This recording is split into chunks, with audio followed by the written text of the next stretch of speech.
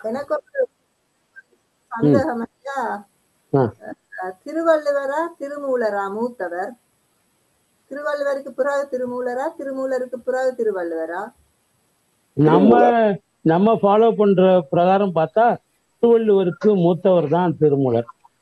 திருவள்ளுவர் ஆஹா, இல்ல. திருமூலர் திருமூலர் தான் மூத்தவர். திருமூலர் தான் மூத்தவரா? ஆமா என்னன்னா திருவள்ளுவரை வந்து சொல்லினா 2056 இப்ப 2056 முதலண்டு. ஆ, ஆனா நான் படிக்க பார்த்த ஒரு ஆய்வில அதை போட்டிருக்கணும். ம் திருமூலர் வந்து 4ஆம் 5ஆம் நூற்றாண்டுல இருந்தவர். அப்ப இல்ல கிறிஸ்துவுக்கு பின் 4ஆம் 5ஆம் நூற்றாண்டுண்டா ஆ, திருவள்ளுவர் தான் முந்தினவர். ஆஹா, நீங்க பார்த்த அந்த ஆய்வு பண்ணவர் பிழையா பண்ணியிருக்கிறார். ஓ ஐ சி. ஏன்னா 3ஆம் நூற்றாண்டு 4ஆம் நூற்றாண்டு கிடையாது திருமூலர். ஆ ஆ கண்டிப்பா கிடையாது. அவர் ஆ. வந்து கிமு 1000க்கு முன்னாலன்னு சொல்றாங்க. அதாவது 3000 ஆண்டுகளுக்கு முற்பட்டவர். அது ஓகே. 3000 ஆண்டுகளுக்கு முன்னால 8000ன்னு கூட சில பேர் சொல்றாங்க. ஆனால் சரி அதை சரி. நம்ம நம்பலைனாலும் 3000க்கு மேற்பட்டவர் என்பது பெரும்பான்மையான அறிஞர் பெருமக்களால் ஆய்வுகளால் ஒப்புக்கொள்ளப்பட்ட ஒரு உண்மை அது. ஆஹா. இந்த வள்ளுவர் பிறந்து 2056 தான் ஆகுது. சரி அப்ப சரி. காலத்தால் கண்டிப்பாக திருமூலர் முற்பட்டவர் தான்.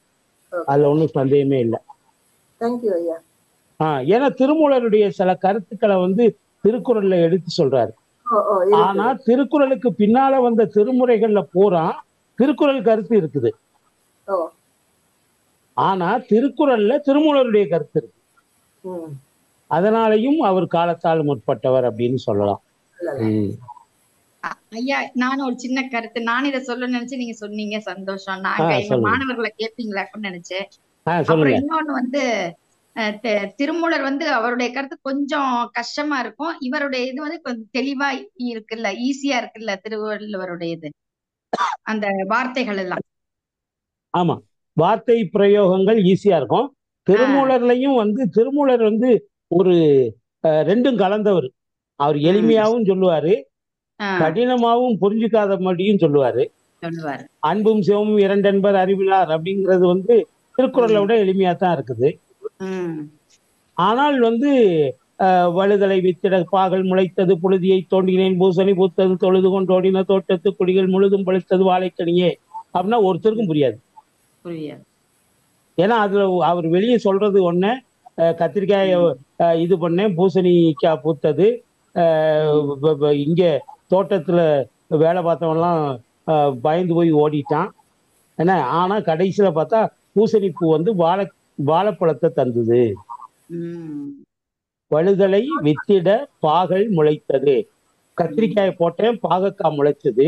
புழுதியை உம் தோண்டினேன் பூசணி பூத்தது. மண்ணை உம் தோண்டினா பூசணி பூத்திருக்குது. உம் மண்ணுக்கு அடியில பூக்காது, அது வெளியே தானே பூக்கும். ஆனா இவரு ஆமா. புழுதியை தோண்டினேன் பூசணி பூத்தது. தொழுது உம் கொண்டு ஓடினர் தோட்டத்து குடிகள். உம் இதிரட மாய பூமியா இருக்கேன்னு கும்பிடு போட்டு வேலைக்காரம்புறம் ஓடி போயிட்டான். முழுதும் உம் பழுத்தது வாழைக்கனியே. கடைசியில பார்த்தா கா கனிஞ்சு காய் கனிஞ்சு பழமா வர்றத போது பார்த்தா அது வாழைப்பழமா வரும். ஆஹா. போட்டது கத்திரிக்காய், விளைஞ்சது உம் வாழைப்பழம். வாழைப்பழம். இதுக்கு பெரிய மறைவு, இது சுத்தமாவே மறைபொருள். அதுல சொல்ற இதே கிடையாது.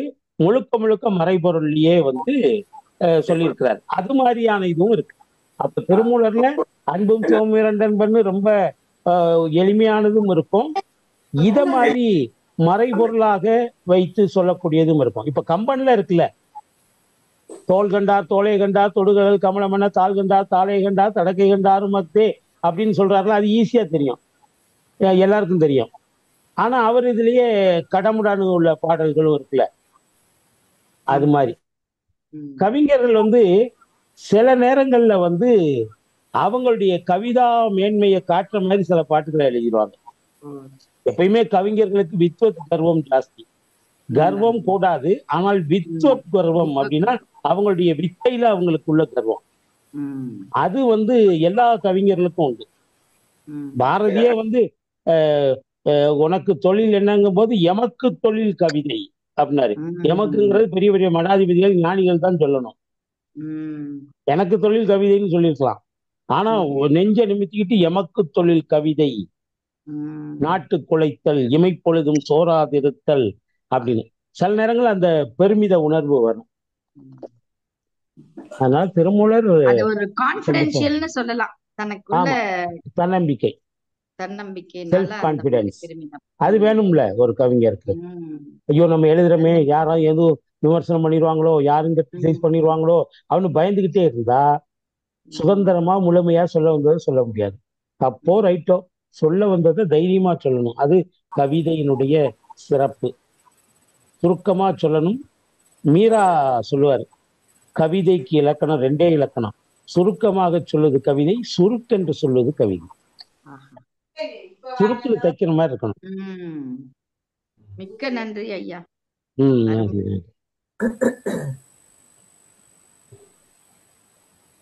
இன்னும் 2 நிமிடம் பார்த்துட்டு தொடங்கிடுவோம்.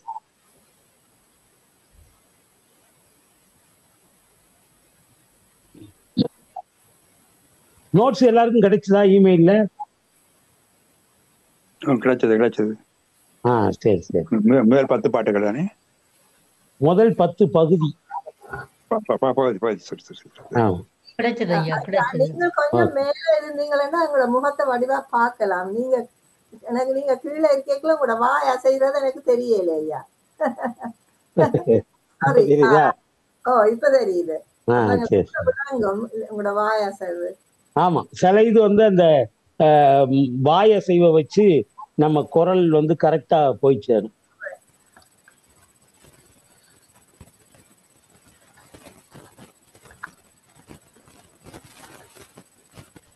திருமந்திரத்தை பொறுத்த மட்டும் ஒரு காலத்தில் எப்பவும் சொல்றவ திருமந்திரம் திருமூலர் ஒவ்வொரு வருஷத்துக்கு ஒவ்வொரு பாட்டு பாடுறவர் உண்டு.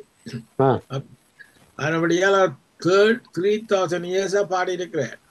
ஆமா, அப்ப அதுக்கு முதல் எப்ப வச்சு தொடங்கினாரோ தெரியல. ஐம் ஷுவர் என்னது ஒரு 100 years முந்தி தொடங்குற காலம் 4000 years மினிமம். அதையா அதை வச்சுதான் சொல்றாங்க. அவரு 3000 வருஷத்துக்கு முன்னால் வாழ்ந்தவர்னு சொல்றாங்க. அதுக்கு முன்னால 3000 வருஷம் 3000 பாட்டுகள் கொஞ்சம் சொல்ல விடுங்க. அவற்ற பாட்டுகள் எல்லாம் மாடர்ன் ஸ்டாட்டிஸ்டிக்ஸ் சொல்றாரு. அது அந்த காலத்துல அவையில தெரிஞ்சிருக்க காலம் இல்லை. 70 வயதுல ஹார்ட் அட்டாக் வந்து சாகிறது அப்படி எல்லாம் சொல்லுறாரு. which is unknown in those years. அந்த காலத்துல லைஃப் எக்ஸ்பெக்டன்சி அந்த காலத்துல 30 years. இங்கிலாந்துக்கு இங்கிலீஷ்காரர் வந்த பொழுது இந்தியாவுடைய லைஃப் எக்ஸ்பெக்டன்சி 30 or 25 இப்பதான் கூடிக்கொண்டு வந்திருக்கு. அவற்ற காலத்துல 72 போட்டுக்கிறாங்க. அவர் எழுதினாரோ ரிவைஸ் பண்ண ஆட்கள் அதை பற்றி செய்தாரோ தெரியல. There are something there which is irritating me. It's not all fitting in together. சரி சரி. அதாவது நம்மளுடைய மெய்ஞான subject is good. We had to learn a lot. But இது சொல்றதுகள் தான் I am unable to agree with that. அதாவது ஐயா அதுகளை எடுக்க தேவை இல்லையா? இல்ல நான் ஒண்ணு சொல்றேன். ஈவன் மேத்தமெட்டிக்ஸ்ல கூட இன்ஃபினிட்டின்னு ஒண்ணு இருக்குது. அது தெரியும். அது என்னன்னா அந்த வரையறையை கரெக்டா கணிக்க முடியலைன்னா இன்ஃபினிட்டின்றாங்க. அது மாதிரி திருமூலரும் இன்ஃபினிட்டி. அதுக்கு நம்ம ஆட்கள் அந்த இன்ஃபினிட்டிக்கு நம்ம ஆட்கள் 8000 ஆண்டுன்னு சொல்லியிருக்காங்க. அவங்க எப்படி சொன்னாங்கன்னா, திருமூலர் 3000 ஆண்டுகளுக்கு முன்னால வாழ்ந்தவர், அவர் 3000 ஆண்டு வாழ்ந்திருக்கிறாரு. அப்ப அந்த இதையும் கூட்டினோம்னா 6000 ஆண்டுகளுக்கு முற்பட்டது அப்படிங்கிற கணக்கை வச்சு 8000 வருடம் அப்படின்னு சொல்றாங்க. நாம இப்போ ராமாயணமே எடுத்துக்கிட்டீங்கன்னா அக்ரோனி கணக்கு சேனை, அக்ரோனி கணக்கு, அக்ரோனினா 10 லட்சம் பேர், என்ன 10 லட்சம் பேர் செத்தாங்க, 20 லட்சம் பேர் செத்தாங்கன்னெல்லாம் கந்தபுராணத்துல வரும். அப்போ உலகத்தினுடைய ஜனத்தொகையே அவ்வளவு இருக்குமான்னு தெரியாது. ஆனா என்னன்னா இன்ஃபினிட்டின்னு எடுத்துக்கணும், அளவு கடந்தது. கவிஞர்கள் அதுல கொஞ்சம் அதை ரொம்ப மிகைப்படுத்தி சொல்லுவாங்க. இப்போ கந்தபுராணத்தை தமிழ் மக்கள் படிக்காம போட்டதுக்கு காரணமே அதுல இந்த மிகைப்படுத்துதல், இன்ஃபினிட்டி ஃபேக்டர்ஸ் நிறைய வருது கந்தபுராணம். அதனால அது புழுகு மூட்டைன்னு சொல்லி நம்ம ஆட்கள் தூக்கி போட்டாங்க. ஆனா அதை ஆறுமுக நாவலர் பெருமான் தான் எடுத்து தூசி தட்டி அதில் போன பக்கம் இதெல்லாம் தேடி பிடிச்சி எடுத்து அதை பதிப்பிச்சு தமிழ் உலகத்துக்கு கந்த புராணம் கிடைக்கிறதுக்கு ஆறுமுக நாவலர் பெருமான் தான் காரணம் இருந்தார். அதனால தொல்காப்பியத்துக்கு முந்தினவர் திருமூலர். ஆமா, தொல்காப்பியம் 7 நூற்றாண்டுகளுக்கு முன்னால வந்தது அப்படின்னு சொல்றாங்க. இவர் அதுக்கு முன்னால. பரவாயில்ல பரவாயில்ல. என்ன தொல்காப்பியம் வந்து நமக்கு கிடைத்திருக்கக்கூடிய நூல்கள்ல முதல் நூல் தொல்காப்பியம். முதலும் முக்கியமான நூல். ஆமா, 1611 நூற்பாக்கள் முழுமையா கிடைச்சிருக்குது. அதுக்கு முன்னால அகத்தியம் போன்ற நூல்கள்லாம் இருந்திருக்கு, ஆனா அது நமக்கு கிடைக்கல. இப்போ திருமூலர் 8000 ஆண்டுனா தொல்காப்பியருக்கும் முந்தினதா நமக்கு வருது. ஆனா ஏன் திருமந்திரத்தை முதல் நூலா வைக்கல அப்படின்னா, எழுதப்பட்ட காலத்துல அது கிடைக்கல. 7ஆம் நூற்றாண்டுல திருஞான சம்பந்த மூர்த்தி சுவாமிகள் திருவாவடுதுறையிலே இறைவனை வழிபட செல்லுகிற போது ஏதோ ஒரு தெய்வ ஈர்ப்பு சக்தி அவரை கொடிமரத்துக்கிட்டே நிப்பாட்டி, இந்த இடத்திலே ஒரு தெய்வீக நறுமணம் வருகிறது, இந்த பீடத்துக்கு கீழே ஏதோ ஒண்ணு இருக்கு, பீடத்தை புரட்டுங்கன்னு சொன்னாரு. கூட வந்த சிஷியர்கள்லாம், ஏன்னா ஞான சம்பந்தர் எப்பயுமே சீடர்களோடு தான் போவார், ஒரு குழுவா தான் போவார். அதனால பக்கத்துல இருந்தவங்களாம் அதை அகற்றி பார்த்தால் உள்ள அற்புதமான ஏடுகள் இருந்தது. அதுதான் திருமந்திரம் என்று அவர் எடுத்து கொடுத்தது திருஞான சம்பந்தர் தான். அதனாலதான் தொல்காப்பியத்தை முதல் நூல்னு சொல்றோம். ஏன்னா இது திருமூலருடைய திருமந்திரம் அதுக்கு முன்னாலேயும் வந்திருக்குது. ஆனால் அது நமக்கு கிடைச்சது 7ஆம் நூற்றாண்டு, கிறிஸ்து பிறந்து 700 வருஷத்துக்கு அப்புறம் தான் நம்ம கைக்கு கிடைச்சது. அதனால நமக்கு கிடைத்த நூல்கள்ல முதல் நூல் தொல்காப்பியம். அப்ப அந்த திருமந்திரமையா 7ஆம் நூற்றாண்டுல கிடைச்சபடியாத்தான் நான் நினைக்கிறேன் அந்த ஆய்வாளர்கள் 4ஆம் நூற்றாண்டுக்கும் 5ஆம் நூற்றாண்டுக்கும் இடையில தான் திருமூலர் இருந்தவர் என்று சொன்னது நீங்க சொன்ன அந்த வச்சுக்கொண்டா இருக்கலாம். ஆமா, இருக்கலாம். ஒருவேளை அவங்க ஆய்வுக்கு திருஞான சம்பந்தர் 7ஆம் நூற்றாண்டுல எடுத்தாரு, அதுக்கு ஒரு 100-200 வருஷத்துக்கு முன்னால கிடைச்சிருக்கலாம், எழுதி வாழ்ந்திருக்கலாம் அப்படின்னு ஒரு யூகம் தான். அந்த ஞாயிறு மென்ஷன் பண்ணி இருந்தவை அந்த ஆய்வுல இருந்த காலத்துலதான் இது திருமூலர் இருந்த மாதிரி தான் போட்டது. ஆனா நமக்கு இவங்க வரலாற்றை எல்லாம் சொன்னவர் வந்து சேக்கிழார் பெருமான். அவருடைய பெரிய புராணம் இல்லைன்னா ஞான சம்பந்தருடைய காலம் தெரியாது, அவர் ஆதரித்த மன்னர்கள் தெரியாது, அவர் செஞ்ச பணிகள் தெரியாது. அதே மாதிரி திருமூலரும் அவருடைய ஸ்டேட்மெண்ட் பிரகாரம் 3000 ஆண்டுகளுக்கு முற்பட்டவர் அப்படின்னு சேக்கிழார் பெருமான் சொல்ற. 3000னா கிறிஸ்து பிறந்து 2025 தான் ஆகுது. அதுக்கு முற்பட்டவர் கிமு 100க்கு முன்னால உள்ளவர். அவரும் கரெக்டா காலம் சொல்லல, ஆனால் உறுதியா சொல்றாரு கிறிஸ்து பிறப்பதற்கு முன்னால. ஓகே, காலத்தை நம்ம கருதி நாம வகுப்புக்குள்ள போயிடலாம். ஒரு ஹெல்த்தி டிஸ்கஷன் தான். ஆமாமா, அது கரெக்ட். அது டிஸ்கஷன். கண்டிப்பா கேள்வி கேட்டால்தான் வந்து ஞானம் பிறக்கும். அது ஆமா. ஓகே. 5 கரத்தனை ஆணை முகத்தனை இந்த முறை போல மெய்த்தினை நந்தி முகந்தனை ஞான கொழுந்தினை குந்தியில் வைத்தடி போற்றுகின்றேனே. உலகலாம் உணர்ந்துவதற்கரியவன் நிலவுலாவிய நீர்மணிவேணிய அழகில் ஜோதியனம் பலத்தாடுவான் மனசிலம்படி வாழ்த்தி வணங்குவான். வணக்கத்திற்கும் பாராட்டுதலுக்குரிய ஆண்மனையை செல்வர்கள், உலகளாவிய சைவ சமய பயிற்சி வகுப்புகளுடைய 181வது வகுப்பு திருமந்திர தொடர் வகுப்பினுடைய 44வது வகுப்பிலே இணைந்திருக்கக்கூடிய உங்கள் அனைவரையும் சேலம் பன்னிரு திருமுறை பகுப்பாய்வு மையத்தின் சார்பாக வருக வருக என வரவேற்றுக் கொள்கிறேன். டாக்டர் நவரத்னம் ஐயா பிரசன்ட் ஆயிட்டார். நல்லது. இப்பொழுது நாம நேரடியாக பாடலுக்குள்ளே செல்லலாம்.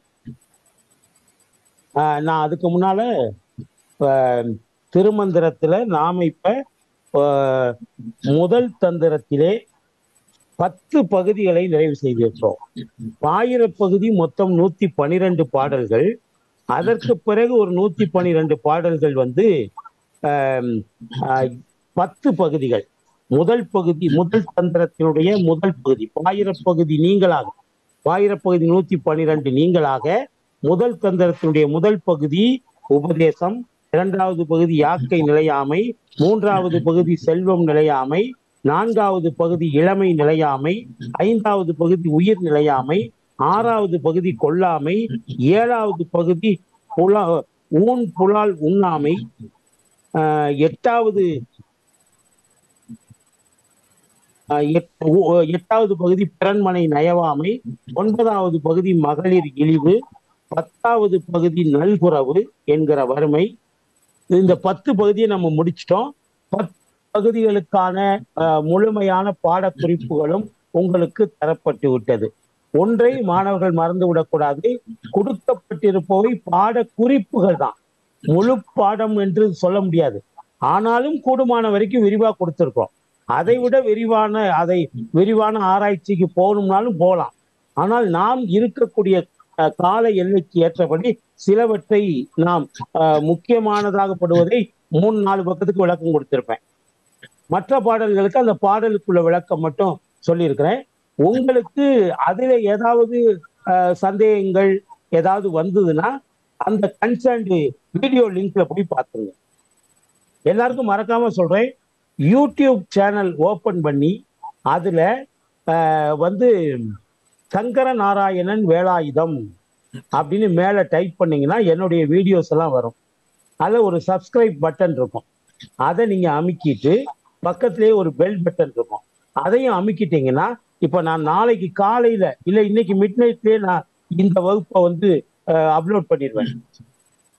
திருமந்திர வகுப்பை லிங்கை பொறுத்த மட்டும் நீங்க உடனடியா ரெஃபர் பண்ணணுங்கிறதுக்காகவே ஒரு நாள் கூட தாமதிக்க மாட்டேன். இன்னைக்கு நைட்டே வரும் அல்லது நாளைக்கு காலையில நீங்க விடியறதுக்கு முன்னால வந்துடும். அதனால உங்களுக்கு அந்த பாடக்குறிப்புகள்ல சந்தேகம் இருக்குமானால், இப்ப சப்போஸ் பிறன்மனை நயவாமை அந்த அத்தியாயத்துல உங்களுக்கு சந்தேகம் வரும்னா அது எந்த சாப்டர்ல போய் இருக்குன்னு பார்த்து அந்த வீடியோ லிங்க் எடுத்து நீங்க பாத்தீங்கன்னா தெரியும். என்ன அது போக நீங்க தனிப்பட்ட முறையில் எனக்கு இமெயிலையோ அல்லது இப்ப டாக்டர் ஸ்ரீதரன்லாம் எனக்கு அடிக்கடி இதுல கேட்பாரு வாட்ஸ்அப்ல, அது மாதிரி நீங்க கேட்டு தெரிஞ்சுக்கணும். என்ன ஓகே. அதனால பாடக்குறிப்புகள் வந்துவிட்டது. வராதவர்கள் யாராவது இருந்தால் அவர்களுடைய மெயில் ஐடியை திரும்ப அனுப்பினா அவர்களுக்கும் அனுப்பி வைக்கப்படும். அதுபோக வாட்ஸ்அப் குரூப், திருமந்திரம் வாட்ஸ்அப் குரூப்லையும் அந்த மொத்தம் இது வரைக்கும் 212 பாடல்களுக்கான அந்த பாடக்குறிப்புகளை முழுமையாக நான் அனுப்பிவிட்டேன். இப்பொழுது நாம் 11வது பகுதி, மிக மிக முக்கியமான ஒரு பகுதி. அது எல்லா பகுதியுமே முக்கியமானதுதான். அது அக்னி காரியம். நான் திரும்ப உங்களுக்கு ஞாபகப்படுத்த விரும்புகிறேன், திருமந்திரம் என்றால் மிக கடினமானது, அது இரும்பு கடலையை சாப்பிட்ற மாதிரி அப்படின்னு நினைக்கிறாங்க. கிடையாது. அது சுவையான கல்கண்டு. பார்க்க கொஞ்சம் கரண்டு முரடா வெளியே தெரியும். கல்கண்டு எப்படி இருக்கும்? பார்க்க என்ன மாம்பழம் மாதிரி வாழைப்பழம் மாதிரி மெதுவாவா இருக்கும்? இல்ல, பார்க்கும்போது கல்கண்டு என்பது இந்த பசை கோந்து மாதிரி இருக்கும். அதையும் பனங்கள் கண்டு பாத்தீங்கன்னா பிரவுன் கலர்ல இருக்கும், கட்டியா இருக்கும், கரடு முரடா இருக்கும், சொரப்பா இருக்கும். ஆனா உள்ள போட்டு நீங்க சுவைக்க ஆரம்பிச்சிட்டீங்கன்னா அதனுடைய இனிப்பு டேஸ்டே தனி, அது கரண்ட். அதே மாதிரி திருமந்திரத்தை ஒரு குருநாதருடைய உதவியோடு அதை நீங்கள் ருசிக்க முற்பட்டீர்கள் என்று சொன்னால் அது நிச்சயமாக எளிமையா இருக்கும். இது ஒண்ணு. இன்னொன்னு, திருமூலருடைய இன்னும் கடினமான பகுதிக்குள்ள நாம போகல. திருமந்திரம் இவ்வளவு ஈஸியா இருக்கா அப்படின்னு நினைச்சிடாதீங்க. யாவரு இப்பதான் ஸ்டார்டிங். முதல்ல பாயிர செய்யுள்ள முக்கியமான டெபனிஷன், வேதம்னா என்ன, அவங்க நந்தினா என்ன அப்படின்னு அந்த வேதத்தின் சிறப்பு, நந்தியின் சிறப்பு, அப்புறம் இந்த நிலையாமை, உடல் நிலையாமை, யாக்கை நிலையாமை, செல்வம் நிலையாமை, இதெல்லாம் சாதாரணமானது. இதையெல்லாம் திருவள்ளுவர் எடுத்து சொல்றாரு பிற்காலத்துல. பிறன்மனை நயவாமைன்னு ஒரு அத்தியாயமே அவர் வச்சாரு. எல்லாம் திருமூலரை பார்த்து அவரு இது பண்ணாரு. அதுக்கப்புறம் அந்த நாலடியார்லயும் அந்த அத்தியாயம்லாம் இருக்கு. நட்பு, கூடா நட்பு, தீ நட்பு, நட்பு ஆராய்தல், அப்புறம் பிறன்மனை நயவாமை, கல்வி, செல்வம் உடைமை, ஆழ்வினை உடைமை, இதெல்லாம் திருவள்ளுவரும் தொடர்கிறார். திருவள்ளுவருக்கு பின்னால் வந்த நாலடியாரும் தொடர்கிறார்.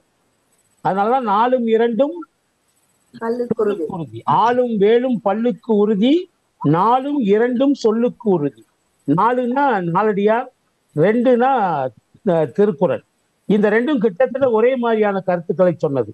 ஆனா இவைகளுக்கெல்லாம் முன்னோடியா இந்த எல்லா கருத்தையும் நீங்க இன்னும் சொல்ல போனா திருமூலருடைய இதை முழுசா நாம முடிக்கும் போது கிட்டத்தட்ட 299 டாபிக்ஸ் இருக்கு.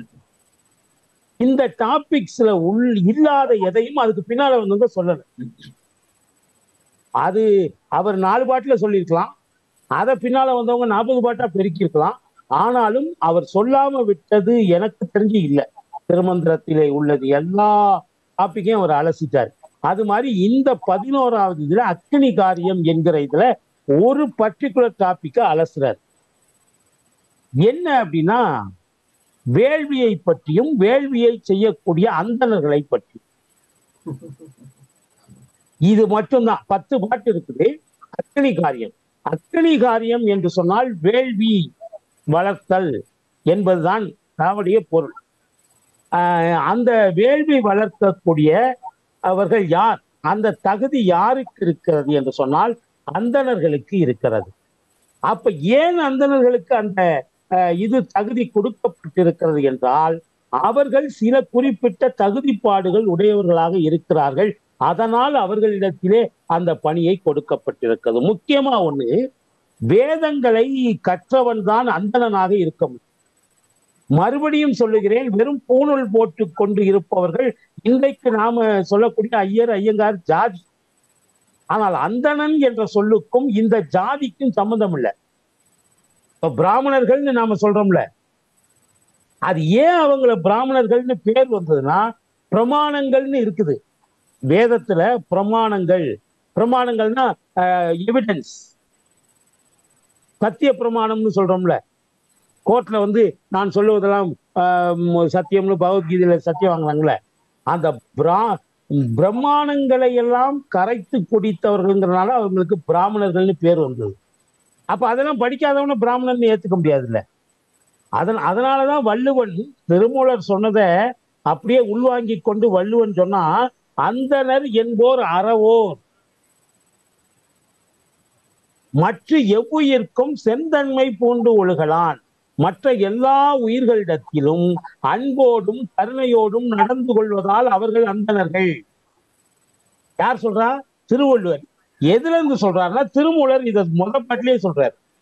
முதல் 2 பாட்டிலேயே வந்துடும் அந்தணர்கள். இன்னொன்னு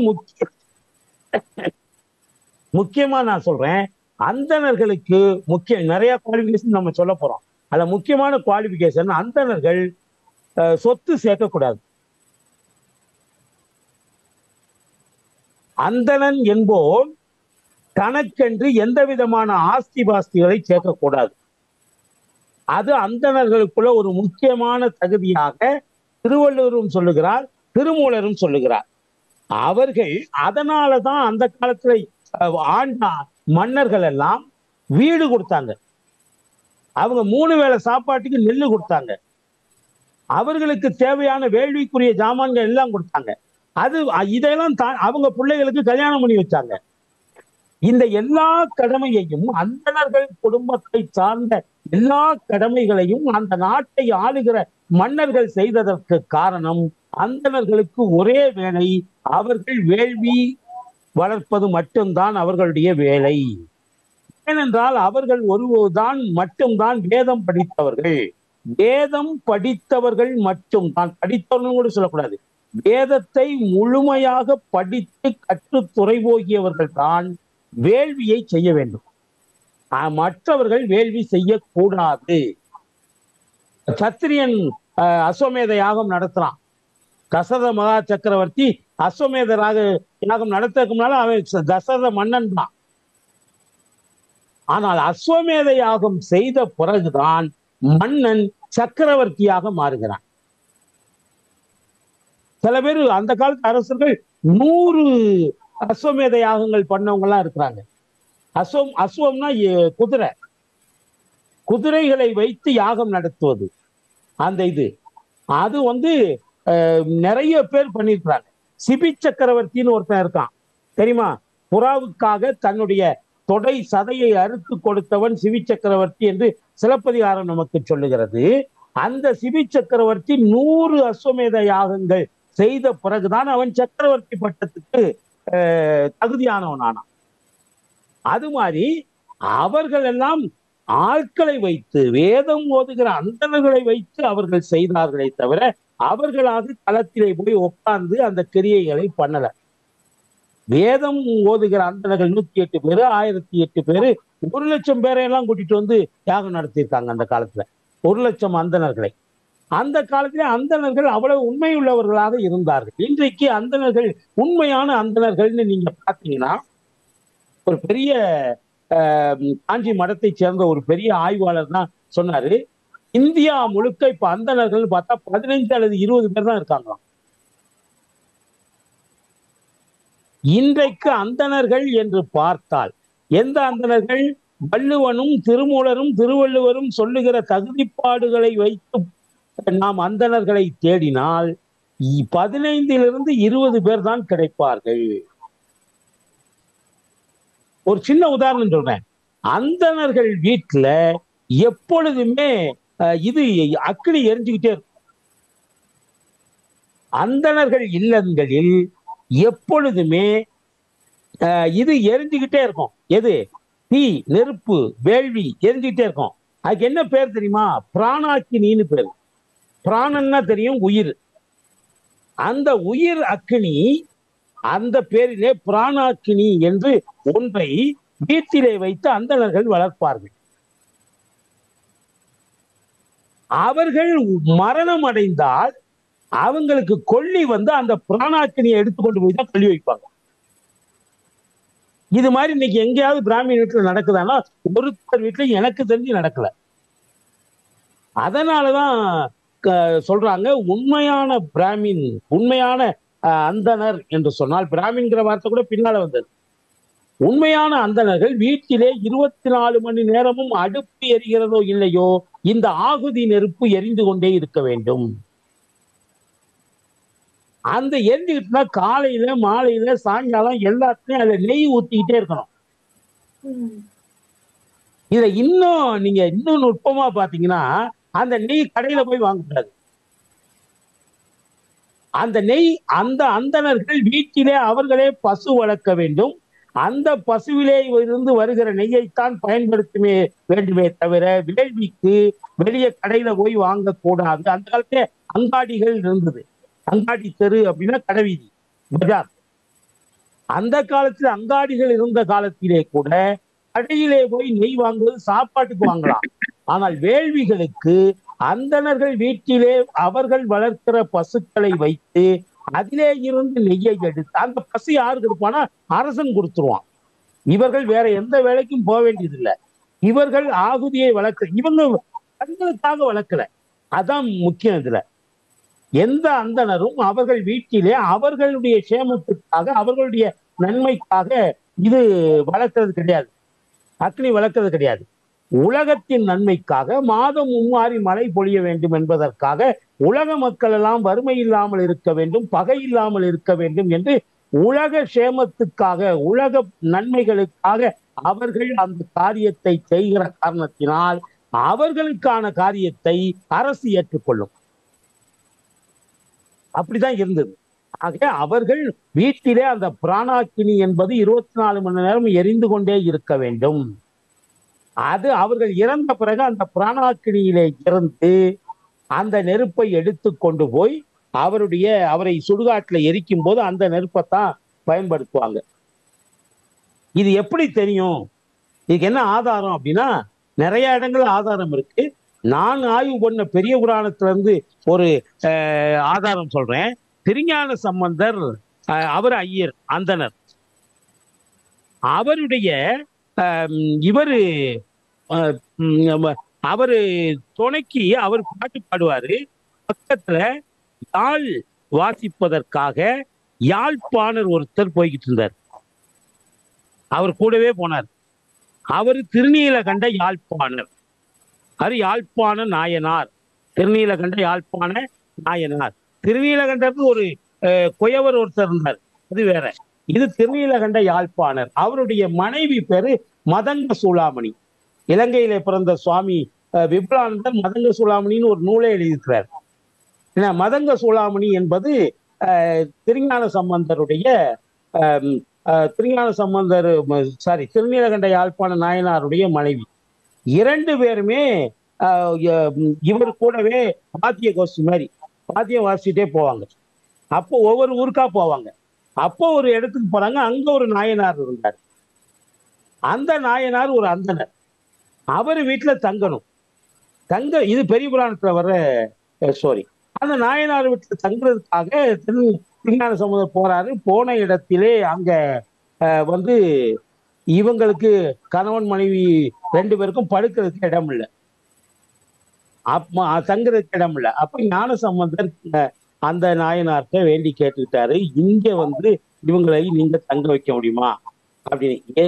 இதுல வந்து திருநீலகண்ட யாழ்ப்பாணர் வந்து தாழ்த்தப்பட்ட இனத்தை சேர்ந்தவர், மதங்க சூளாமணியும் தாழ்த்தப்பட்ட இனத்தை சேர்ந்தவர். இந்த வேள்வித்தி அப்ப அவரு அந்த நாயன்மார் சொல்றாரு, இங்கே பக்கத்திலே வேள்வித்தி, நான் சொன்னேன்ல 24 மணி நேரமும் எரிஞ்சுக்கிட்டு இருக்கும்னு, அந்த யாகசாலை குண்டம் எரிஞ்சுக்கிட்டே இருக்குது. அதுக்கு பக்கத்துல கொஞ்சம் இடம் இருக்கு, அது பக்கத்துல போய் இவங்களை படுக்க வைக்கலாம் அப்படின்னு அந்த நாயனாரும் சம்மதிச்சார். இவரு திருஞான சம்பந்தரும் சரின்னு சொல்லி அங்கே போய் படுக்க வச்சாரு. ஒரு அந்தனர் வீட்டுல, அதுவும் வேள்வி தீ என்கிற புனிதமான தீ எரிகிற இடத்துல ஒரு தாழ்த்தப்பட்ட ஜாதிக்காரனை படுக்க வச்சார். இத சேக்கலார் பெருமான் சொல்லிட்டு எழுதுறாரு, காலையில் வந்து பார்க்கிற போது ஓமகுண்டத்தில் உள்ள அக்னி இன்னும் உற்சாகத்தோடு ஓங்கி வளர்ந்ததாம். அப்ப என்ன அர்த்தம்? இந்த செயலை ஆண்டவனை அங்கீகரித்திருக்கிறான். ஒரு அந்தனர் வீட்டிலே வேள்வி தீக்கு பக்கத்திலே தாழ்த்தப்பட்ட ஒரு தம்பதியரை படுக்க வைத்ததுனால வேள்வி தீயே ஓங்கி வளர்ந்தது அப்படின்னு சொன்னா, ஜாதி மதம் அற்ற ஒரு சமூக அமைப்பை காட்டுவதற்காக சேக்கலார் பெருமான் இதை சொல்லுகிறார். அந்த வரலாறு நான் இங்க எதுக்கு சொல்றேன்னா, அது வந்து நாம தெரிஞ்சுக்க வேண்டியது, எப்பொழுதும் அந்தனர் வீட்டிலே வேள்வி தீ எரிந்து கொண்டிருக்கும் என்பதற்கு இது ஒரு அகச்சான்று. அகச்சான்றுனா என்னன்னா, வெளிப்படையா சொல்ல மாட்டாங்க. ஆனா இந்த மாதிரி சம்பவங்களை வச்சு அப்ப அங்க எப்படி எரிஞ்சுக்கிட்டு இருக்க போய் தானே காலையில அது மேலும் ஓங்கி வளருது. அத வந்து அந்த கான்செப்டுக்கு நாம வர வேண்டியிருக்கும். ஆக அந்த மாதிரி அந்தணர்கள் அறவோர்களாக இருந்திருக்கிறார்கள். அவர்கள் உலக சேமத்துக்காக காரியங்களை செய்திருக்கிறார்கள். முக்கியமாக வேதத்தை முழுமையாக கற்றவர்கள்.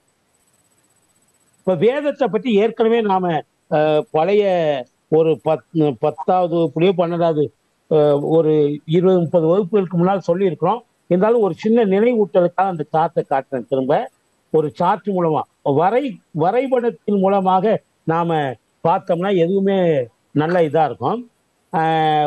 டைம் வந்து ஒரு பிளசண்டா போகும், போர் அடிக்காம இதா இருக்கும். வெறும் டாக் இல்லாம ஏதாவது படங்கள் காமிக்கிறது இதெல்லாம். அதுக்காகத்தான் இந்த மேனேஜ்மெண்ட் ஆஃப் போர்டு அப்படின்னு ஒரு கிளாஸ் எடுப்பாங்க பிஎட்ல, எப்படி இந்த இது பண்றது. ஐயா நவரத்னம் ஐயா சொல்லுங்க சொல்லுங்கய்யா. ஐயா, ஒரு தேவாரம் இருக்குல்ல, வேதம் ஓதி வெண்ணூல் பூண்டு. கரெக்ட். இப்ப அந்த அந்த அது மாதிரி ஒரு ஞானசம்பந்த தேவாரத்தை தான் இப்ப நான் காட்ட போறேன் உங்களுக்கு. அங்கமும் வேதமும் ஓது நாவர் அந்தனர் நாளும் பரவ அப்படின்னு ஞானசம்பந்த பெருமான் திருச்செங்காட்டங்குடி சிறுத்தொண்ட நாயனாருடைய இது. அந்த இதுல அந்த ஊர்ல வந்து ஒரு தேவாரம் திருஞான சம்பந்த சுவாமிகள் பாடினாரு. அந்த பாட்டு அது போக நிறைய இப்ப நவரத்னவையா சொன்ன மாதிரி அந்த வேதங்களை பற்றி நிறைய இடங்கள்ல வருது.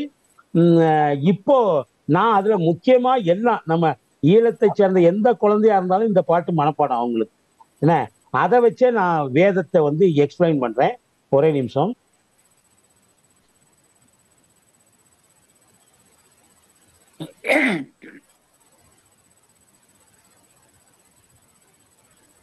தெரியுதா உங்களுக்கு? ஆமா, ஓகே. இதுல அங்கமும் வேதமும் ஓது நால்வர் அப்படின்னு, வேதம்னா என்ன, அதனுடைய அங்கம்னா என்ன அப்படின்னு தெரிஞ்சுக்கணும். என்ன, வேதம் 6 அங்கங்களை உடையது. வேதங்கள் 4 என்பது நமக்கு தெரியும். ரிக் வேதம், சாம வேதம், யஜூர் வேதம், அதர்வண வேதம். இப்படி 4 வேதங்கள் இருக்கு. இந்த 4 வேதங்கள்லையும் எப்படி அமைந்திருக்கிறது அப்படின்னு சொன்னா 4 முக்கியமான பகுதிகள் இருக்குது. ஒவ்வொரு வேதத்திலையும் இருக்குது. ரிக் வேதத்திலையும் 4 பகுதி இருக்குது, சாம வேதத்திலையும் 4 பகுதி இருக்கு, யஜுர் வேதத்திலையும் 4 பகுதி இருக்கு, அதர்வண வேதத்திலையும் 4 இது இருக்குது. ரிக்வேதம் என்பது வேள்விகளை பற்றி சொல்லக்கூடியது. ரிக்வேதம் தான் இருக்கிற வேதங்கள்லயே ரொம்ப பெருசு வந்து ரிக்வேதம் தான். என்ன, அது வேள்வியை பற்றிய செய்திகளை சொல்லக்கூடியது. முழுக்க முழுக்க வேள்வி எப்படி நிலம் அமைக்கிறது, எப்படி வேள்விகள் மந்திரங்கள் சொல்றது, வேள்விக்கான மந்திரங்கள் என்ன, இதெல்லாம் சொல்றது. இந்த சாம வேதம் இருக்குல்ல, உங்களுக்கு தெரியும் எல்லாருக்கும். சாமகானம் பாடுவதில் ராவணேஸ்வரன் சிறந்தவன்னு ராமாயணத்துல நம்ம படிச்சிருக்கிறோம். சாமகானம் அது எதுல உள்ளதுன்னா சாம வேதத்துல உள்ளது. சாம வேதம் என்பது என்னன்னா, ரிக்வேதம் வேள்விகளை எப்படி நடத்துவது, வேள்வி கிரியைகளை எப்படி நடத்துவதுன்னு சொல்லுது. சாம வேதம் என்பது அந்த வேத மந்திரங்களை சொல்லுகிற போது பாடக்கூடிய பாடல்கள். பூரா மந்திரத்தையே சொல்லிட்டு இருக்க முடியாதுல்ல, இடையில இடையில இசையோடு பாடுவார். அந்த பண் இசையோடு பாடக்கூடிய பாடல்களை, அது மந்திர பாடல்கள் தான், வடமொழி தான் எல்லாமே, வடமொழில அதை பற்றி சொல்லக்கூடிய சாம வேதம். எந்தெந்த வேள்விக்கு நூற்றுக்கணக்கான வேள்விகள் இருக்குது, அதுல எந்தெந்த வேள்விக்கு எந்தெந்த பாடலை பாட வேண்டும் என்று ஒரு வரையறை பண்ணக்கூடியது சாம வேதம். இது இது வேள்வி, இரண்டாவது இது இசை, மூணாவது யஜுர். யஜுர் வேதம் என்பது அந்த வேள்விக்கான களம் அமைப்பு, கிரியைகள், இதையெல்லாம் முடிவு பண்ணக்கூடியது யஜுர் வேதம். நாலாவது அதர்வண வேதம் என்பது மாய சக்திகளை மந்திரங்கள் மூலமாக கட்டுப்படுத்துவது. இதுல இருந்துதான் பில்லி சூனியம்லாம் வந்தது. அதர்வண வேதம் பில்லி சூனியம்லாம் இருக்கானா இருக்குது, ஆனால் இன்றைக்கு அதை கரெக்டா கையாளக்கூடியவர்கள் இருக்கிறாங்களான்னா அது சந்தேகம். ஆனால் ஒரு காலத்திலே பில்லி சூனியங்கள், சூனியங்கள் என்ன, பேய் பிசாசு இதெல்லாம் சொல்றோம்ல, இது அதாவது நம்ம கண்ணுக்கு தெரியாத அல்லது அறிவுக்கு புலப்படாத மாய சக்திகள், மாய சக்திகளை கட்டுப்படுத்தக்கூடிய வேதங்கள் அதர்வண வேதத்துல இருக்குது. இப்ப 4 வேதம், ரிக்கு, யஜுர், சாம, அதர்வண வேதம் இருக்கா. இதுல அந்த வேதம் ஒவ்வொன்றும் எப்படி அமைஞ்சிருக்குன்னா, அதுல 3 காண்டம் இருக்கு. இப்ப ரிக்வேதம்னா 3 காண்டம் இருக்கு: கர்ம காண்டம், உபாசனை காண்டம், ஞான காண்டம். சாம வேதம்னாலும் கர்ம காண்டம், உபாசன காண்டம், ஞான காண்டம். யஜுர்வேதம்னாலும் கர்ம காண்டம், உபாசனை காண்டம், ஞான காண்டம். அதர்வண வேதம்னாலும் கர்ம காண்டம், உபாசனை காண்டம், ஞான காண்டம். கர்ம காண்டம்னா உங்களுக்கே தெரியும், செய்முறை, பிராக்டிக்கல். உபாசனை காண்டம், தியரி, உபதேசித்தல். ஞான காண்டம் என்பதால் இந்த இரண்டின் மூலமாக, செய்முறை மூலமாகவும் தியரி மூலமாகவும், வாத்தியார் பள்ளிக்கூடத்துல தியரி சொல்லிக் கொடுப்பாரு, அப்புறம் பிராக்டிக்கல் சொல்லிக் கொடுப்பாரு சயின்ஸ் வகுப்புல, அல்லது மெடிக்கல் ஸ்டூடெண்ட்ஸுக்கெல்லாம் உங்களுக்கெல்லாம் தெரிஞ்சிருக்கும். இதை தியரி சொல்லிக் கொடுப்பாரு, பிராக்டிக்கல் சொல்லிக் கொடுப்பாரு. இந்த இரண்டையும் இணைத்து ஒரு ஞானத்தை அவர் போதிக்கிறார். அதே பேட்டர்ன் தான் இது. கர்ம காண்டம் என்பது பிராக்டிக்கல், கைவினைகள். உபாசனை காண்டம் என்பது உபதேசித்தல், ஞான உபதேசம். அது அப்புறம் ஞான காண்டம் என்பது இந்த ரெண்டையும் இணைத்த ஒரு ஞான வடிவத்தை உருவாக்குவது. இது மீண்டும் சொல்லுகிறேன், 4 வேதத்துக்கும் பொதுவானது. வேதம் அப்படித்தான் அமைந்திருக்கிறது. இந்த கர்ம காண்டம் 2 பகுதியா பிரிந்திருக்கு. அது என்னன்னா, ஒண்ணு சம்ஹிதம். சம்ஹிதம்னா வடமொழி சொல், அதனால உங்களுக்கு நல்லா தெரியறதுக்காக மந்திரங்கள் அப்படின்னு தமிழ்ல கொடுத்திருக்கோம். அடுத்தது பிரமாணம். பிரமாணம் என்றால் பொதுவா சடங்குகள் என்றுதான் அர்த்தம். இப்ப மந்திரத்தை நாம, அது பிராக்டிகல் தானே, மந்திரம் தியரி கிடையாது, பிராக்டிகல். நம்ம மந்திரத்தை உச்சரிச்சுக்கிட்டு ஆகுதியில இதெல்லாம் போடுறோம். அதே மாதிரி பிரமாணம், சடங்குகள். ஆகுதியில மந்திரத்தை உச்சரிக்கிறோம், வாய் உச்சரிக்குது, கை நெய்யை தூக்கி போடுது, நவதானியத்தை போடுது, பட்டு பீதாம்பரங்களை போடுது, பெரிய பெரிய இதெல்லாம் போடுது, நிறைய காஸ்ட்லியான பொருட்கள்லாம் போடுது. இப்ப நமக்கு ஆக்சுவலா ஒரு சந்தேகம் வரும். என்ன சந்தேகம்னா, இதை நிறைய பேர் ஏன்ட்டையும் கேட்டுக்கிறாங்க. நான் மேடைகள்ல பேசுகிற போதும் இறங்கி வருகிற போதும் அவங்களுக்கு என்ன சந்தேகம்னா, நெருப்புல வந்து சாப்பிடக்கூடிய உணவுப் பொருள்களையும் உடுத்தக்கூடிய ஆடைகளையும் அதுவும் விலையுயர்ந்த ஆடைகளையும் உபயோகப்படுத்தக்கூடிய நாணயங்கள், அதுவும் தங்கம் வெள்ளி போன்ற நாணயங்கள் இதையெல்லாம் போடுறீங்களே, இது பூரா உள்ள கரியாத்தானே போகுது. இது யாருக்கு எப்படி போய் சேருது? தீயிலே பொருட்களை பஞ்சபூதங்களுடைய ஆகுதிகளுக்கு பஞ்சபூதங்களுடைய ஆகுதிக்கு போய் சேருமா? நான் அதைத்தான் விளக்க போறேன் இப்போ. என்ன ஏன்னா இப்பதான் அது ஞாபகம் வந்தது. இது முக்கியமா இது தெரிஞ்சாதான் நீங்க அதுக்காப்புல நம்ம போக முடியும். வேள்வியிலே நிறைய பொருள்களை நாம போடுறோம் உள்ள. ஒவ்வொருத்தர் வசதிக்கேற்ப நிறைய இதுகளை போடுறோம். இப்போ ஒரிஜினல் பட்டெல்லாம் கூட போடுறவங்க இருக்கிறாங்க, இதெல்லாம் இருக்குது. இவைகள் எப்படி போய் சேரும் அங்க அப்படின்னா, நம்ம ஈழத்துல வந்து அச்சுவேலி குமாரசாமி குருக்கள் அவர் இந்த சைவ அனுஷ்டான விதி அப்படின்னு புத்தகம் போட்டிருக்கிறார். அதுல அவரு சொல்றாரு, நான் சொன்ன கருத்துல அவர் சொல்றது, நீங்கள் ஆகுதியிலே என்ன பொருள்களை போடுகிறீர்களோ அந்த பொருட்கள் அந்த ஆவி மூலமாக, அதுல இருந்து ஆகுதியில இருந்து மேல போகுதுல புகை, அந்த புகை அது காற்று மாதிரி தானே, காற்று தான். அது போய் ஆகாயத்துக்கு செல்லுகிற போது சில பரிவார தேவதைகள் இருக்கின்றன. அந்த பரிவார தேவதைகள் அந்த ஆகுதியினுடைய பலனை எடுத்து அதை யாருக்கு போய் கொடுக்கணுமோ அவங்களுக்கு போய் கொடுக்குது. இப்ப நான் உதாரணத்துக்கு சொல்றேன், எங்க அப்பா தவறி போயிட்டாங்க, அம்மா தவறி போயிட்டாங்க. இப்ப எங்க அப்பா அம்மாவுக்கு திதி கொடுக்குறோம்.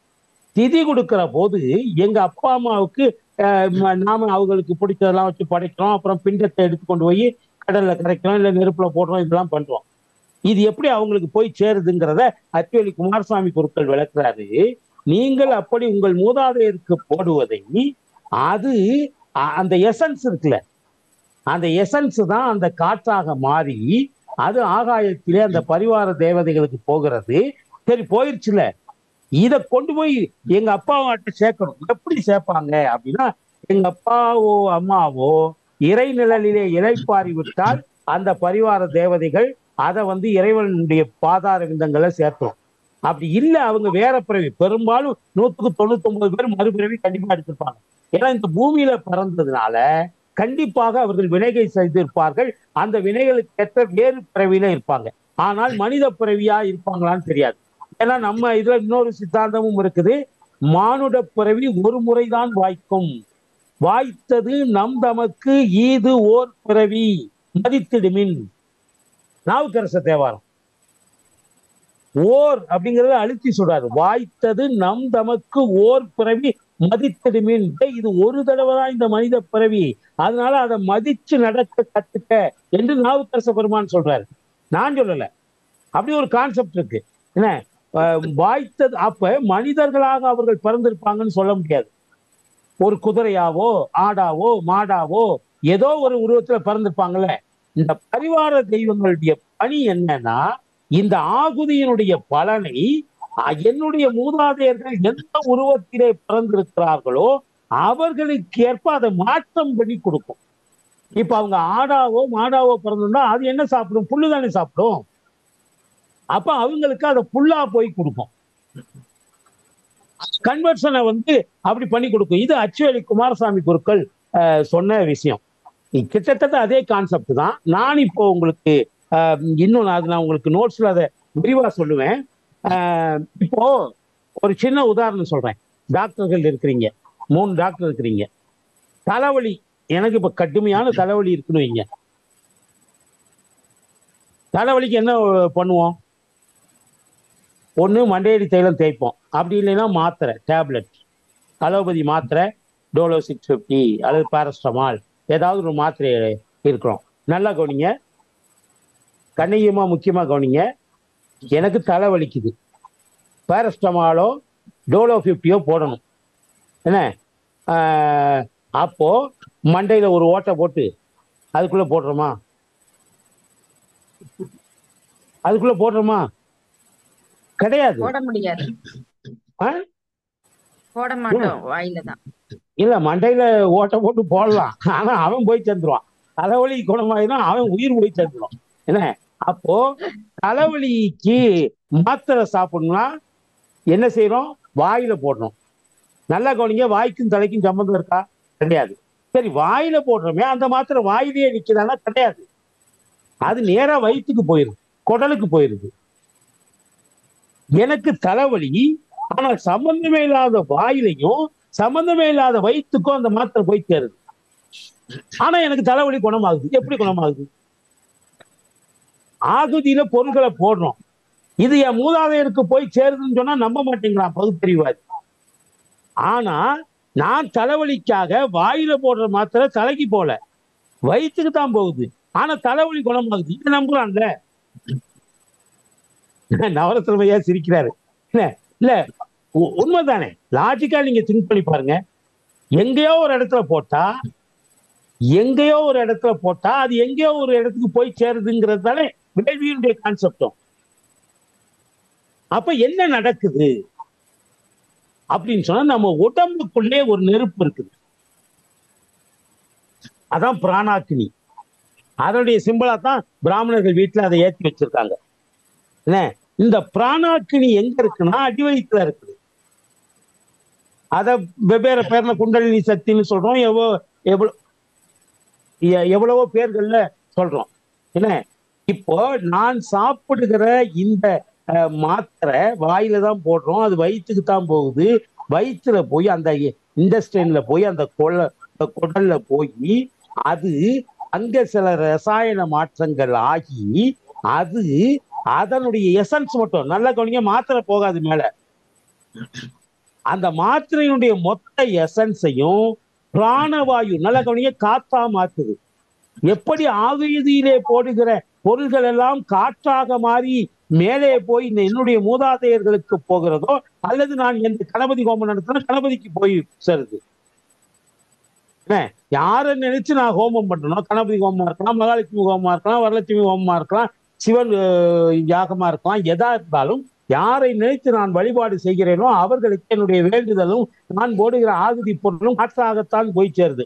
அதே மாதிரி வாயிலே போட்டு வயிற்றுக்குள்ளே போன மாத்திரை அதை எசன்ஸ் ஆக்கி, அதை பிராணவாயு ஆக்கி, அதை இரத்த நாளங்கள் மூலமாகவோ மற்றவைகள் மூலமாகவோ கடத்திகள்.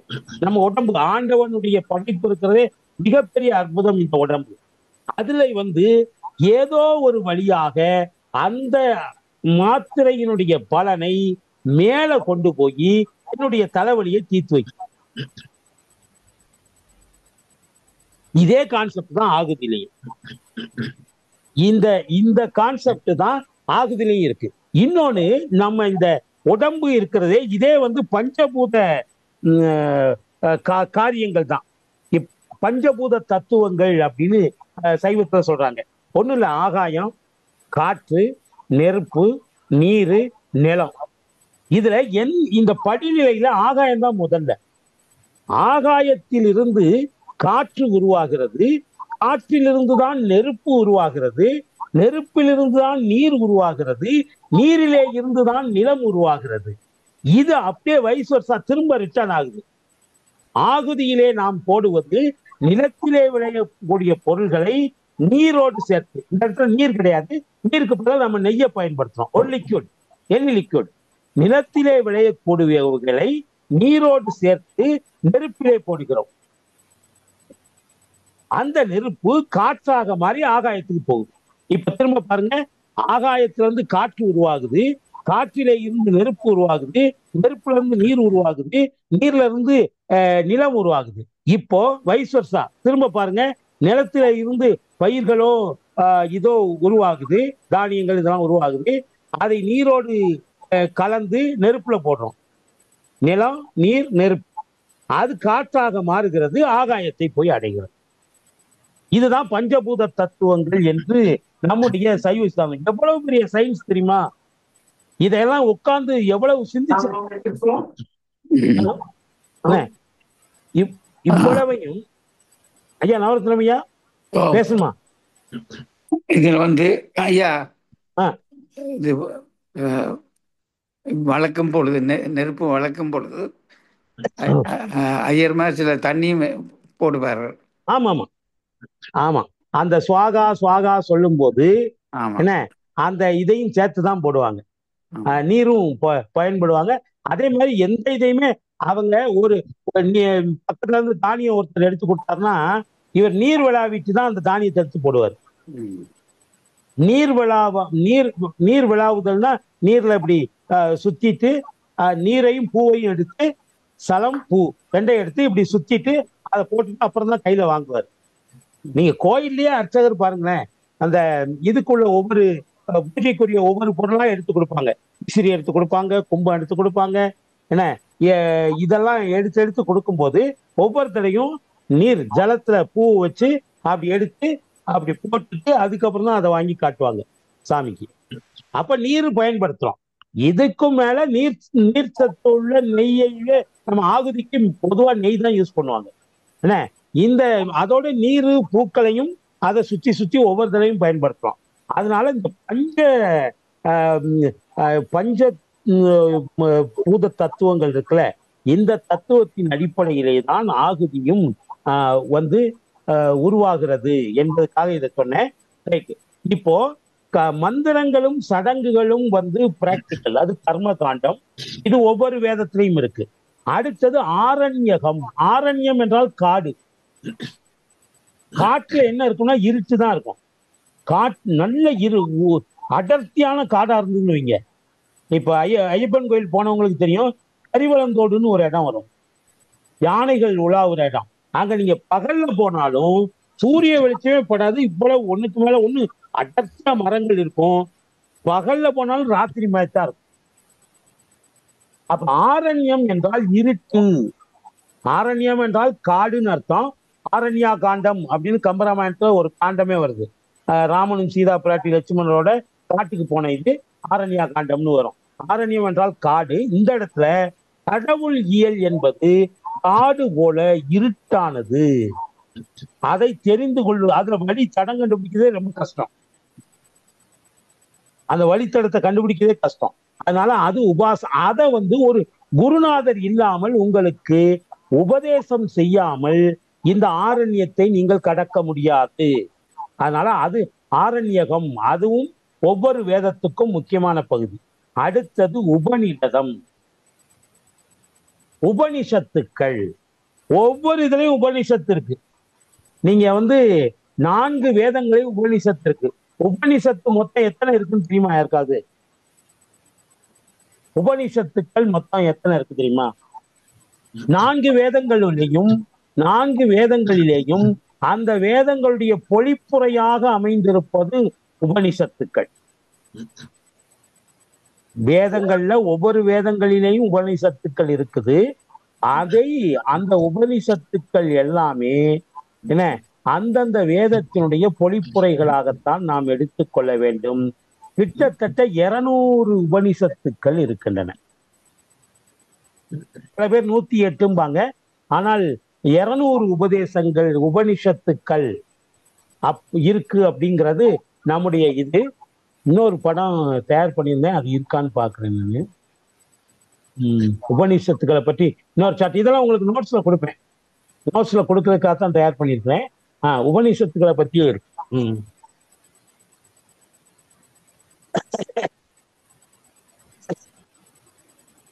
இது பாருங்க, உபனிஷத்துக்கள் இது உங்க நோட்ஸ் கொடுக்கறதுக்காக இப்போ அந்தந்த வாரத்துக்கு அப்படியே ரெடி பண்ணிடுவோம் அப்படின்னு இது பண்ணிட்டு இருக்கேன். உபனிஷத்துனா என்ன தெரியுமா? ஒரு குருவை தஞ்சம் அடைந்து ஞானத்தை பெறுவதுதான் உபனிஷத். அந்த உபனிஷத்தை ஒரு குரு நிலையிலே இருந்து நூல்கள் கொடுக்கின்றன, வேதங்கள் கொடுக்கின்றன. வேதத்திலே உள்ள உபனிஷத்துக்கள் என்கிற பகுதி ஒரு குருவினுடைய ஸ்தானத்திலே இருந்து நமக்கு ஞானத்தை கொடுக்கிறது. இந்த பாருங்க, அதை பிரித்தோம்னா உப என்றால் அருகாமை. இப்ப தலைவர், அவருக்கு பக்கத்துல யார் இருப்பா? உப தலைவர். உபனா துணையா இருக்கக்கூடியவங்க. அப்ப உப என்றால் குருவினுடைய அருகாமையில் செல்லுதல், குருவின் பக்கத்தில் இருத்தல். உப என்றால் பக்கத்தில் அர்த்தம். தலைவர், உப தலைவர், செயலாளர், உப செயலாளர் அப்படின்னு. அப்ப உப என்றால் அருகாமை, குருவுக்கு அருகாமையில போறது. அடுத்தது நீ என்றால் மெய்ப்பொருளை பற்றிய ஞானத்தை அடைதல். உப நீ. தத் என்றால் துயரங்களை நீக்குதல். உபனிஷத் என்றால் குருவினுடைய அருகிலே சென்று மெய்ப்பொருளை பற்றிய ஞானத்தை அடைந்து அதன் மூலமாக நம்முடைய துயரத்தை நீக்குதல். கணியமா நல்லா கேட்டுங்க. எல்லா வேலைகளையும் போட்டு வார வாரம் இங்க நீங்க எதுக்காக வர்றீங்கன்னா, குருவினுடைய அருகாமையில் இருந்து மெய்ப்பொருளை பற்றிய ஞானத்தை தெரிந்தால் உங்களுடைய துயரங்கள் நீங்கும். இதான் உபனிஷத். இதான் அப்ப உபனிஷத்தினுடைய நோக்கம் என்பது இந்த உலகத்தில் இருக்கக்கூடிய இன்பம் முழுமையான நிறைவை கொடுக்காது. ஒவ்வொரு இன்பத்துடனும் துன்பம் கலந்துதான் இருக்குது. ஒவ்வொரு இன்பத்துடனும் துன்பம் என்பது கலந்துதான் இருக்கிறது. இந்த உலக இன்பங்களை நாம் நுகர்வதால் தான் நாம் அடிமைப்படுகிறோம். ஆக உண்மையான வழியை நமக்கு போதனை செய்வதைத்தான் வேதங்கள் செய்கின்றன. அந்த வேதத்தின் சாரங்களாக இருப்பவை உபனிஷதம். சரி, உபனிஷத்தை எப்படி கண்டுபிடிக்கிறதுனா, உபனிஷத்து பூரா அந்த நாடக பாணியில உரையாடல் பாணியில தான் இருக்கு. உரையாடல் பாணியா, குரு சிஷ்யன் கேள்வி கேட்டு பதில் சொல்றது. இப்ப ஆறுமுக நாவலர் ஒரு பேட்டர்ன் கண்டுபிடிச்சாரு, சைவ வினாவிடை. நீங்க சைவ சமயத்தை பத்தி பக்கம் பக்கமா கட்டுரை எழுதினா கூட நம்ம படிக்க முடியாது, போர் அடிச்சோம். இல்ல எடுத்தாலே நமக்கு ஒரு சலுப்பா இருக்கும். அப்படி இல்லாம ஒரே வரி, கடவுள் யார், கடவுள் எங்க இருக்கிறார், அவர் என்ன செய்து கொண்டிருக்கிறார், அவர் ஏன் உயிர்களை படைத்தார், அவர் ஏன் உலகத்தை படைத்தார், இப்படி ஒரு வரி கேள்வி ஒரு வரி பதில். இந்த பாணி தான் ஆறுமுக நாவலருடைய அந்த சைவ வினாவிடை உலகம் பூரா பரவுனதுக்கு காரணம். இத வெவ்வேறு இயலா பிரிச்சாரு. பதியியல், பசுயியல், பாசையியல், திருநீற்றியல், அப்படி ஒவ்வொரு இயலா பிரிச்சாரு. திருநீற்றியல்னு பார்த்தா விபூதி என்பது என்ன, அதிலே எத்தனை வகை இருக்கிறது, அது எதிலே இருந்து தயாரிக்கப்படுகிறது, அதை ஆண்கள் எப்படி பூசுவது, ஆண்கள் எந்தெந்த இடங்களில் பூச வேண்டும், பெண்கள் எந்தெந்த இடத்திலே பூச வேண்டும். நான் ஏற்கனவே சொல்லல, பெண்கள் மார்பிள விபூதி பூசக்கூடாது, அதெல்லாம் ஆறுமுக நாவலர் சொல்றது பாடம். ஆனாலும் எல்லாத்தையும் உள்வாங்கிட்டு அவர் அதை ஒரு நம்ம மொத்த நூல்களை படிக்க முடியாதுங்கிறதுக்காக அதனுடைய சாரத்தை ஒவ்வொரு வரியில கொடுத்தாரு. அதையும் படிக்காம நம்ம குப்பையில ஒட்டு உட்கார்ந்துருக்கோம். ரொம்ப சின்ன புத்தகம், வீட்டுல உள்ள தேவைப்பட்டால் நானே வாங்கி தரேன். 2 வால்யூம் தான், 2ம் சேர்ந்தே ஒரு 100 பக்கத்துக்குள்ளதான் இருக்கும். கண்டிப்பாக வீடுகளிலே இருக்க வேண்டியது.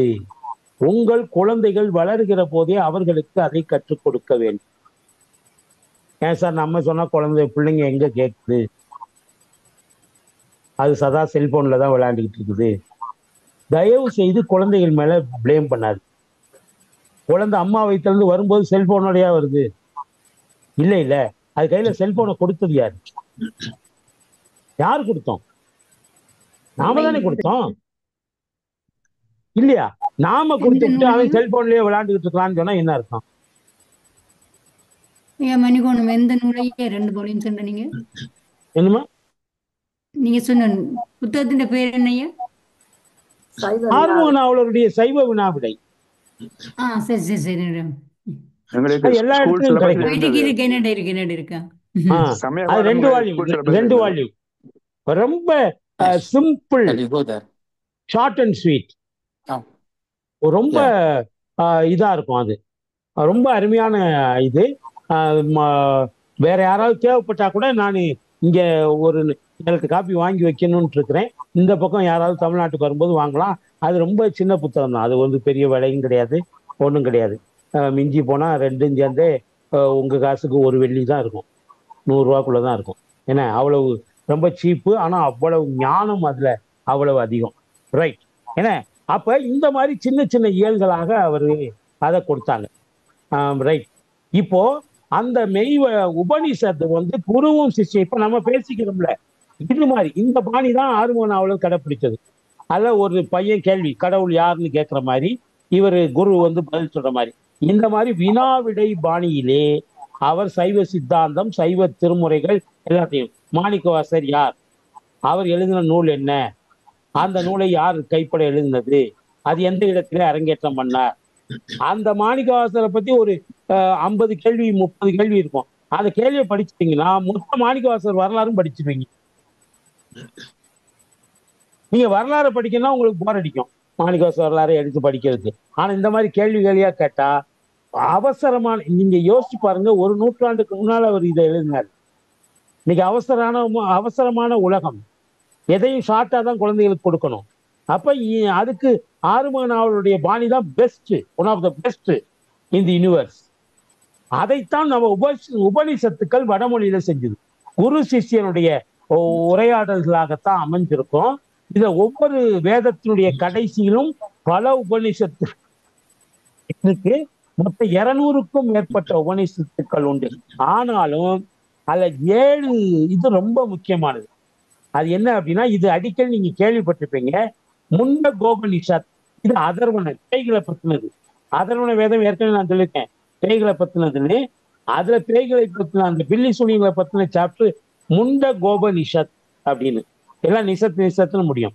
அதே மாதிரி சாம வேதத்துல கேனோபனிஷத் அதுக்கப்புறம் 3வது, இது யஜுர்வேதத்துல வர்றது, இது மிக மிக முக்கியமானது, கட உபனிஷத். இதுலதான் அந்த ஒரு சின்ன பையன் யமன்ட்ட போய் கேள்வி கேட்பான். நிசிகேசன் ஒருத்தன், அவன் ஆயுள் முடியல, தவறுதலா யமன் கொண்டு போயிடுவான். சரி நீ பூமிக்கு போங்கிறான், அதெல்லாம் முடியாது, ஏன்னா நான் கேட்கிற கேள்விக்கெல்லாம் பதில் சொன்னாதான் நான் கீழே போவேங்கிறான் அந்த பையன். உடனே 7-8 வயசு பையன். உடனே யமன் இதனடா ரோதனையை பற்றி சரி கேளு அப்படின்னா, இவன் அந்த பிறப்பின் ரகசியங்கள் இறப்பின் ரகசியங்கள் எல்லாம் கேட்கிறான். இவன் நாம எப்படி பறக்கிறோம், முக்கியமா இறப்பை பத்தி கேட்கிறான். நாம இறந்ததுக்கு அப்புறம் இந்த உடம்பு அழிஞ்சது, இந்த ஆன்மா எங்க போகுது, எத்தனை நாள் பயணம் பண்ணுது, யார்கிட்ட போய் சேருது, மறுபிறப்பு எத்தனை நாள் கழிச்சு எடுக்கும், இந்த கேள்விக்கெல்லாம் விட இதுல இருக்கு, கடவுபநிஷத்துல இருக்குது. அத பூரா யமன்ட்ட கேட்டான். யமன் என்ன பண்ணா, இதெல்லாம் வாழ்வினுடைய ரகசியங்கள், இதை நான் வெளியே சொல்லக்கூடாதுங்கிறான். நீ சொல்லலைன்னா யமலோகத்தை விட்டு போக மாட்டேங்கிறான். அப்ப யமனே இதுக்கு பதில் சொல்றான். இறப்புக்கு பிறகு என்ன நடக்கிறது என்பதை நல்ல கவனிங்க. இறப்புக்கு பிறகு என்ன நடக்கிறது என்பதை முதலாக உலகத்திற்கு சொன்ன உபனிஷதம் கட உபனிஷதம், வடமொழியில உள்ளது. என்ன அது 7 முக்கியமான, மொத்தம் 200 உபனிஷத்திற்கு அதனாலதான் இந்த வெவ்வேறு வேதங்கள்ல இருக்குன்னு கொடுத்துருக்கேன். இது யஜுர்வேதத்துல இருக்கா. அது கைவல்ய உபனிஷதம், இதுவும் கேள்விப்பட்டிருப்பீங்க. இது அதர்வன வேதத்துலதான் இருக்குது. என்ன இந்த ஜோசியர்கள் மாந்திரிகர்கள் இவங்கெல்லாம் நிறைய பயன்படுத்துறது அதர்வன வேதம் தான். அதனாலதான் இந்த 7 முக்கியமான இதுலயே 1, 2, 3 அதர்வன வேதமே இருக்குது. ஏன்னா இதை பொழப்புக்காக இப்ப நிறைய பேர் பயன்படுத்திட்டு இருக்காங்க. சரி, அப்புறம் தைத்திரியோ உபனிஷத், அது யஜுர்வேதத்துல இருக்கு. அப்புறம் ஈசாவாசியோ உபனிஷத், அது சுக்குல யஜுர்வேதம். யஜுர்வேதத்திலேயே ஒரு பார்த்து சுக்குல யஜுர்வேதம் அது. அப்புறம் மாண்டூக்கிய உபனிஷதம், அது அதர்வனம். மாண்டூக்கியம் என்றால் என்னன்னா, இது தவளை, மண்டூகம் என்றால் தவளை. இது தவளை மாதிரி அப்படி ஒரு கேள்வி, அப்புறம் அடுத்த கேள்வி, அடுத்த கேள்வி, அடுத்த கேள்வி அப்படின்னு இது ஒரு இது மாதிரி பாஞ்சு போறதுனால அதுக்கு அந்த பேரை வச்சாங்க. அப்போ எல்லாமே அப்படிதான் போகும், வினாவிடையில அமைஞ்சதெல்லாம். ஆனாலும் இது அதை உள்ள கொஞ்சம் வித்தியாசமானது. இந்த 7 உபனிஷத்துக்களும் மிக மிக முக்கியமானவை. இது நான் உங்களுக்கு நோட்ஸ்ல அனுப்புவேன். அப்போ திரும்பியும் சொல்றேன், யாகத்திலே போடுகிற நெருப்பு, அந்த நெருப்பு நம்முடைய வயிற்றுக்குள்ளே போடுகிற உணவை போல அது காற்றாக கன்வெர்ட் செய்யப்பட்டு அது தேவையான இடத்துக்கு போய் சேருது. இப்போ மூட்டு வலி, எனக்கு மூட்டு வலிக்கு ஒரு மாத்திரை சாப்பிட்றேன், அதையும் வாயில தான் போடுறேன், அதுவும் வயிற்றுக்குள்ளதான் போகுது. ஆனா முதல்ல போட்ட மாத்திரை, வாயில போட்ட மாத்திரை வயிற்றுக்குள்ள போய் தலைக்கு போச்சு. ஆனா ரெண்டாவது எவ்வளவு வேடிக்கை பாருங்க, 2வது போடுற மாத்திரை வாயில, அதுவும் வாயில தான் போடுறேன், அதுவும் வயிற்றுல தான் போடுறேன், ஆனா அது இந்த முறை கால் முட்டுக்கு போகுது. How is it possible?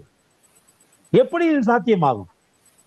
அப்ப இது சாத்தியமாகும் என்றால் ஆகுதியில் நாம் போடுகிற பொருளும் சாத்தியமாகும், அந்தந்த இடத்துக்கு போய் சேரும்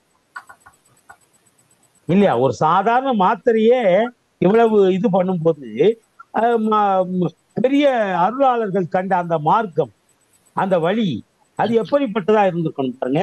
அதனால வேள்வி என்பது வாழ்க்கையில மிக மிக முக்கியமானது. இன்னைக்கும் கூட பொது வீடு கிரகப்பிரவேசம்னாலும் என்ன பண்றோம்? அக்னியைத்தான் நாம இது பண்றோம். அந்த அக்னியிலே கூட ஒரே நிமிஷம், அதுவும் கூட நான் ஒண்ணு எழுத்து, ஏன்னா இந்த இதெல்லாம் தெரிஞ்சாதான் இந்த இது பாருங்க. இது வேதம் ஒரு சாம்பிள், ஒரு ஏடு மட்டும் காட்டுறேன் உங்களுக்கு. வேதம் எப்படி இருக்குன்னா நம்ம யாராலும் படிக்கவே முடியாது. அப்புறம் எப்படி அதுக்கு விளக்கம் சொல்ல?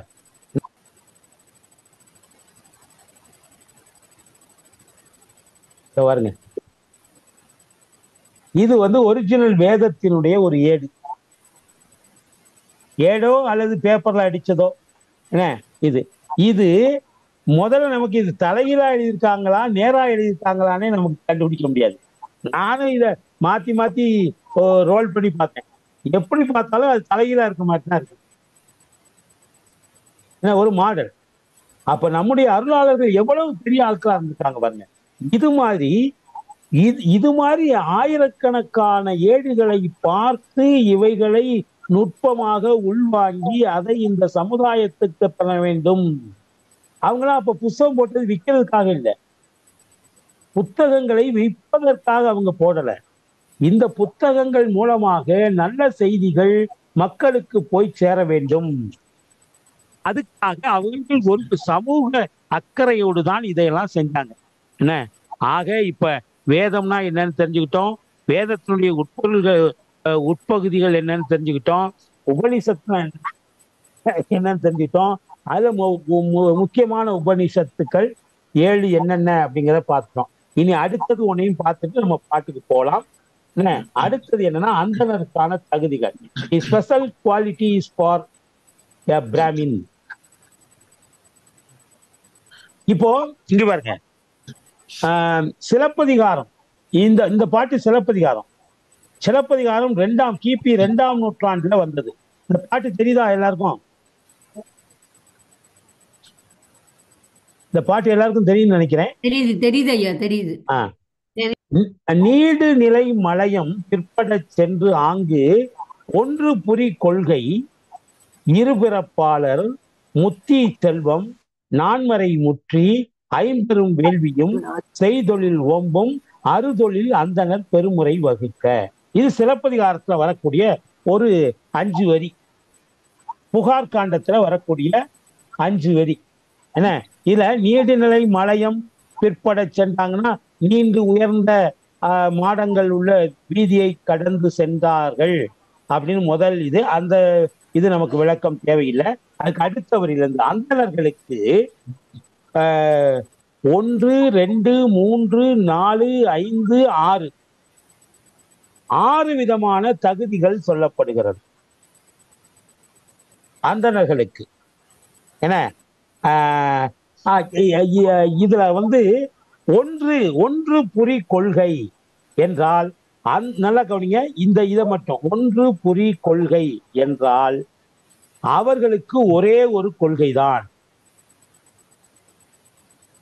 என்ன கொள்கை என்றால் வீடு பேறு அடைதல், முக்தி அடைதல். யாருக்கு? அந்தணர்களுக்கு உள்ள 6 முக்கியமான கடமைகளை சிலப்பதிகாரம் சொல்லுது. இதை மற்ற எல்லா நூல்களும் ஒத்துக்கிறது. அவருடைய கொள்கை ஒன்றுதான். என ஒன்று வீடு பேறு அடைவது. அடுத்து 2வது இரு பிறப்பாளர். அவர்கள் 2 பிறப்பு உடையவர்கள். 2 பிறப்புனா என்ன அப்படின்னா, நான் ஏற்கனவே போன வாரம் தொட்டு காட்டினேன். ஒரு பிறப்பு என்பது பூணூல் போடுறதுக்கு முன்னால, இன்னொரு பிறப்பு என்பது பூணூல் போடுறதுக்கு அப்புறம் அவர்கள் புதியதாக பிறக்கிறார்கள், புது மனிதர்களாக ஆகிறார்கள். பூணூல் போடுகிற வரைக்கும் அவர்கள் எந்த ஒழுக்கம் வேண்டுமானாலும் இருந்திருக்கலாம். ஆனால் பூணூல் போட்ட பிறகு அவர்கள் வைதிக கடமைகளை, ஆன்மீக கடமைகளை எந்த விதமான குறைபாடும் இல்லாமல் வலுவலும் இல்லாமல் செய்ய வேண்டும். அதான் இரு பிறப்பு. உபநயனம்னா என்னன்னா பூணூல் சடங்கு. உபநயனம், நயனம்னா என்ன கனையுமா? தீட்சை, கண்ணால பாக்குறது. கண்ணு. நயனம் என்றால் கண்ணு. நயன்தாரா அப்படின்னா கண். கண் வந்து நட்சத்திரம் மாதிரி, தாரைனா விண்மீன். அவளுடைய நயனம் வந்து விண்மீன் மாதிரி ஜொலிக்குதான். அதனால நயன், அவளுடைய உண்மையான பேர் அது கிடையாது. என்ன அதுக்கு நயன்தாரா, நயனம் என்ன. அப்ப நயனம்னா கண்ணு. நீங்க கண்ணுங்கிறது இனிமே மறக்க கூடாதுங்கிறதுக்காக நயன்தாராவை சொன்னேன். அப்போ ஏன்னா ஆசிரியர் என்பவன் எப்படியாவது உங்க மனசுக்குள்ள அந்த கருத்தை விதைக்கணும், அது மறக்க கூடாது. என்ன நயன், நயனம் என்றால் இது. அப்ப உபநயனம் என்றால் என்ன அர்த்தம்? உபனா ஏற்கனவே நான் சொல்லியிருக்கேன், துணை. தலைவர், உப தலைவர், என்ன துணை. இப்போ நமக்கு பாருங்க 2 கண்ணு இருக்குல்ல, இதுக்கு துணையாக 3வது ஒரு கண்ணு வருது. அது உடம்புல வராது, மனசுல வரும். அதுக்கு என்ன பேரு? ஞானக்கண். இது வந்து ஊனக்கண் இல்லையா? இது ஊனக்கண். ஆனால் நீங்கள் குருவிடத்திலே உபதேசம் பெறுகிற போது அதிலே ஒரு ஞானக்கண் திறக்கப்படுகிறது. அதான் உபநயனம். உபநயனம்னா துணை கண். இந்த இரண்டும் புற வாழ்க்கையை பார்ப்பது போல இவைகளுக்கு துணையாக அகவாழ்வை பார்ப்பதற்காக ஒரு கண், ஞான கண் தோன்றுகிறது. அதை தோற்றுவிப்பது எப்பனா குருநாதர் உபதேசம் பண்ணி தான் அந்த உபநயன சடங்கு நடத்துவார். என்ன அப்ப உபநயனம் என்று சொன்னால் அந்த உப என்றால் துணை, நயனம் என்றால் கண். அப்ப 2 ஊனக்கண்களுக்கு துணையாக ஒரு ஞானக்கண் பிறக்கிறது. அதற்குத்தான் அந்த செயல் நடைபெறுவதனாலதான் இதை உபநயனம் என்று நாம் சொல்லுகிறோம். எப்ப பண்ணுவாங்கன்னா அந்தணர்கள் 8 வயதுக்கு மேல 16 வயதுக்குள்ள பண்ணிடணும். இப்ப சில பேர் 24 வயசுக்குள்ள பண்ணா சரின்னு நினைக்கிறாங்க. கிடையாது. 16 டீனேஜ்லயே அவங்களுக்கு வந்து அந்த இதுக்கு போயிடணும். 16 வயதுக்குள்ளே அதை பண்ணிடணும். 7 வயதுல பண்றது உத்தமம். ஏன்னா பெரிய புராணத்துல நிறைய பேருக்கு அந்த உபநயன சடங்கு நடத்தின இதெல்லாம் வருது. அதெல்லாம் 7 வயதுலதான் பண்ணியிருக்கிறாங்க.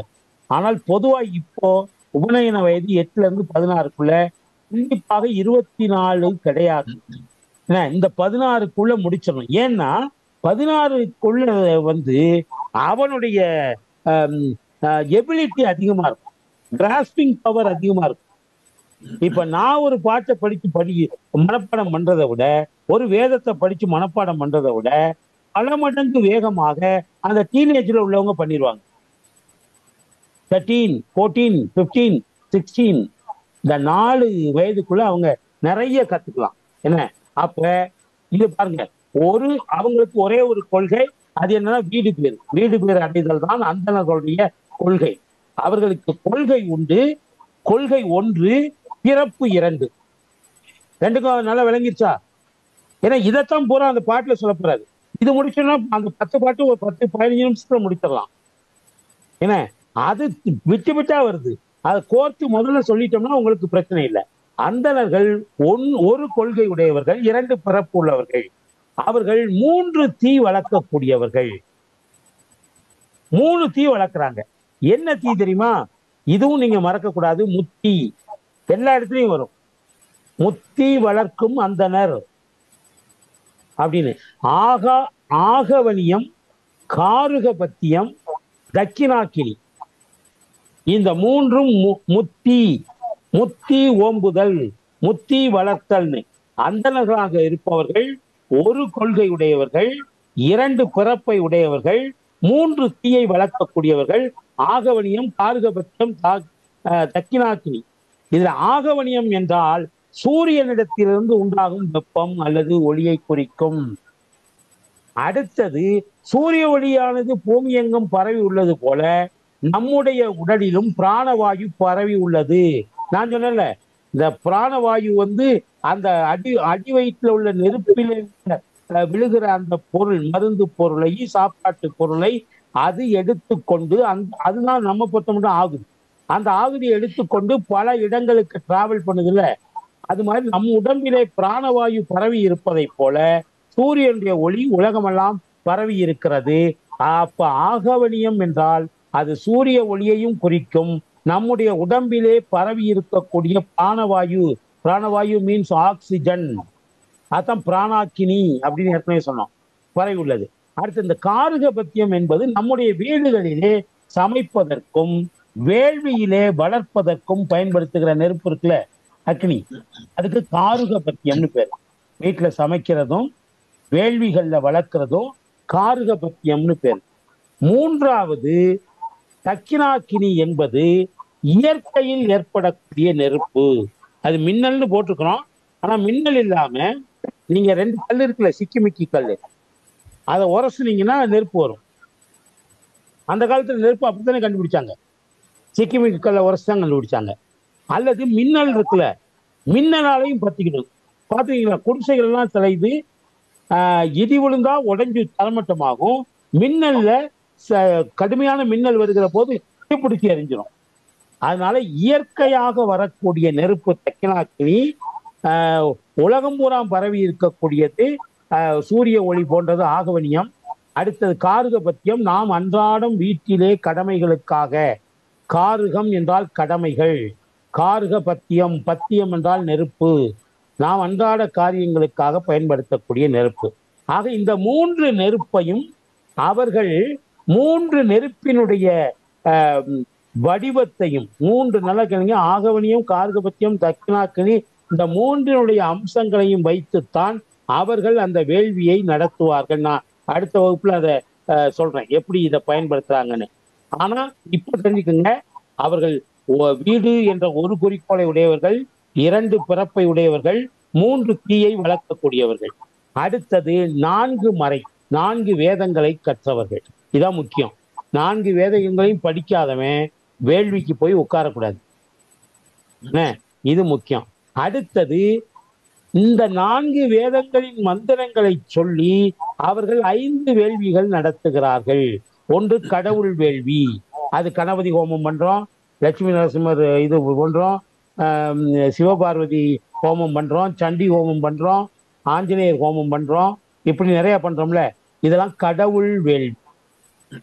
இது அவங்க செய்யக்கூடிய 5 வேள்விகள். அதுல ஒண்ணு கடவுள் வேள்வி. அடுத்து பிரம்ம வேள்வி. அப்ப நீங்க கேட்கலாம், கடவுள் வேள்வினா பிரம்மன் அதுக்குள்ள அடங்க மாட்டாரான்னு. இது கடவுள் கிடையாது, பிரம்மனா பிறப்பு, பிறப்பு வேள்வி. தசரதன் பண்ணான், கலக்கோட்டு முனிவரை வச்சு குழந்தைகள் பிறப்பதற்காக வேள்வி பண்ணான். யார்? அந்தணர்களை வச்சுதான் பண்ணான். அது பிரம்ம வேள்வி, படைப்புக்கான வேள்வி, உயிர்கள் உருவாக்கத்துக்கான வேள்வி. அப்புறம் 3வது பூத வேள்வி.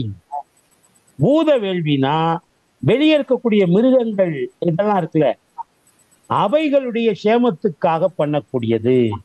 மிருகங்களுக்கு என்ன உள்ள அந்த இதுகளை எல்லாம் செய்யக்கூடிய வேள்வி. இந்த ஆகுதியிலே என்ன, ஆகுதிக்கு படைக்கக்கூடிய எல்லா பொருள்களையும் நெருப்பிலே போட்டது போக நெய்வேத்தியம்னு படைப்போம்ல, அது அந்த ஆடு மாடுகள் போன்ற அறிவில் குறைந்த உயிரினங்களுக்காக படைக்கக்கூடியது. அதை பூரா மனிதர்கள் சாப்பிட மாட்டாங்க. பூத வேள்வி நடத்துகிற போது அதிலே அந்த ஆகுதி நெருப்பு மேல போகும். ஏன்னா பூத உலகம்ங்கிறது என்ன, பூத உலகம்ங்கிறது நம்ம சுற்றி இருக்கக்கூடிய உலகம். நம்மை சுற்றி இருக்கக்கூடிய உலகம் என்றால் நாம் தனி, நம்மை சுற்றி இன்னொரு உலகம் இருக்கிறது. அது ஓரறிவு, ஈரறிவு, மூவறிவு, 4 அறிவு, 5 அறிவு உயிர்கள் இருக்கிறது. மனிதன் 6வது அறிவு பிரிந்து நிற்கிறான். நமக்காக வேள்வி பின்னால மனிதர் வேள்வின்னு செய்ய போறோம். ஆனால் அதுக்கு முன்னால இந்த விலங்குகளுக்கான வேள்வி பண்ணணும். அதுல விலங்குகள் உண்ணக்கூடிய வேள்வி போடுகிற போது வேள்வியில நெய் எப்படி ஊத்துறீங்களோ அது மாதிரி நெய்வேத்தியமும் முக்கியம் இல்லையா? சக்கரை பொங்கல், சுண்டல், ஏகப்பட்ட தட்டுகள் வைப்போம்ல, அது இந்த பூத வேள்வி பண்ணுகிற போது சகல உயிரினங்களுக்கும் சாப்பாடு போடுறதா இருக்கணும். அந்த மாதிரியான பொருள்களை நைவேத்தியமாக படைப்பார்கள். அடுத்தது மானுட வேள்வி, மனிதர்களுக்காக செய்யக்கூடிய வேள்வி. புது வீடு கட்டுறோம், ப்ரமோஷன் வேணும், இல்லை புதுசாக ரெனோவேஷன் ஒர்க் பண்ணுறோம், அல்லது பிள்ளைங்க கல்விக்காக, இப்படி ஏதாவது நேர்த்தி கடன்களுக்காக மானுட வேள்வி பண்றது. அடுத்து தென்புலத்தார் வேள்வி. தென்புலத்தார் என்று யாரை பொதுவா சொன்னோம்னா நம்முடைய முன்னோர்கள், மூதாதையர். அதான் இந்த பித்ரு கடனுக்காக செய்யறோம்ல, அந்த மாதிரியான இது திதி கொடுக்குறோம்ல, திதி கொடுக்கும்போது நெருப்பு தானே வளர்க்குறோம். ஐயரை கூப்பிட்டு நெருப்பு வளர்த்து அவருக்கு நிறைய பச்சை காய்கறிகள் அது இதெல்லாம் கொடுத்துதான் அனுப்புறோம். இப்ப அப்படியெல்லாம் பண்றது இல்லை. அந்த வழக்கம்லாம் ரொம்ப அருகி போய்கிட்டு இருக்கு. ஆனாலும் தென்புலத்தார் வேள்வி, கடவுள் வேள்வி, பிரம்ம வேள்வி, பூத வேள்வி, மாண்ட வேள்வி, தென்புலத்தார் வேள்வி, 5 வேள்வி. அப்ப 1 கொள்கை, 2 பிறப்பு, 3 முத்தி, 4 நான்மறைகள், 5 வேள்வி, 6 தொழில். அவங்களுக்கு 6 தொழில் என்னன்னா, வேதங்களை ஓதுதல், ஓதுவித்தல், அடுத்தது வேட்டல்னா விரும்புதல், நல்ல விஷயங்களை கேட்பதற்கும் பெறுவதற்கும் விரும்புதல், வேட்பித்தல் என்றால் விரும்ப வைத்தல், நல்ல விஷயங்களை நாம் விரும்புவது வேட்டல், அடுத்தவர்களை விரும்ப வைப்பது வேட்பித்தல், அப்புறம் ஈதல். நீங்க அந்த நேரத்துல முக்கியமான கடமை தர்மம் பண்றது. யாருக்காவது சாப்பாடு போட்டதுக்கு அப்புறம் தான் அவங்க சாப்பிடணும். சாப்பிட்ட மிச்சத்தை போடக்கூடாது. யாருக்காவது சாப்பாடு போட்டதுக்கு அப்புறம் அந்த சாப்பாட்டினுடைய மிச்சத்தை தான் இவங்க சாப்பிடணும். அது ஈதல். அப்புறம் ஏற்றல். ஏற்றல்னா அவர்களுடைய நித்திய கர்மத்துக்காக யாராவது கொடுக்கக்கூடிய அந்த நெய்வேத்திய பொருள்கள் அல்லது அரசன் கொடுக்கக்கூடிய நெய்வேத்திய பொருள்களை ஏற்றுக்கொள்ளுதல். நல்லா கவனிக்கணும், அது அவனுடைய வயிற்று பொழப்புக்காக ஏற்கிறது இல்லை, அவனுடைய வயிற்றுக்காகவோ அவனுடைய வாழ்க்கைக்காகவோ ஏற்பது அல்ல. அவர்கள் அந்த நைவேத்திய பொருள்களுக்காக அவைகளை ஏற்றுக்கொள்ளுதல். இதுதான். அப்ப அந்தணர்கள் என்பவர்கள்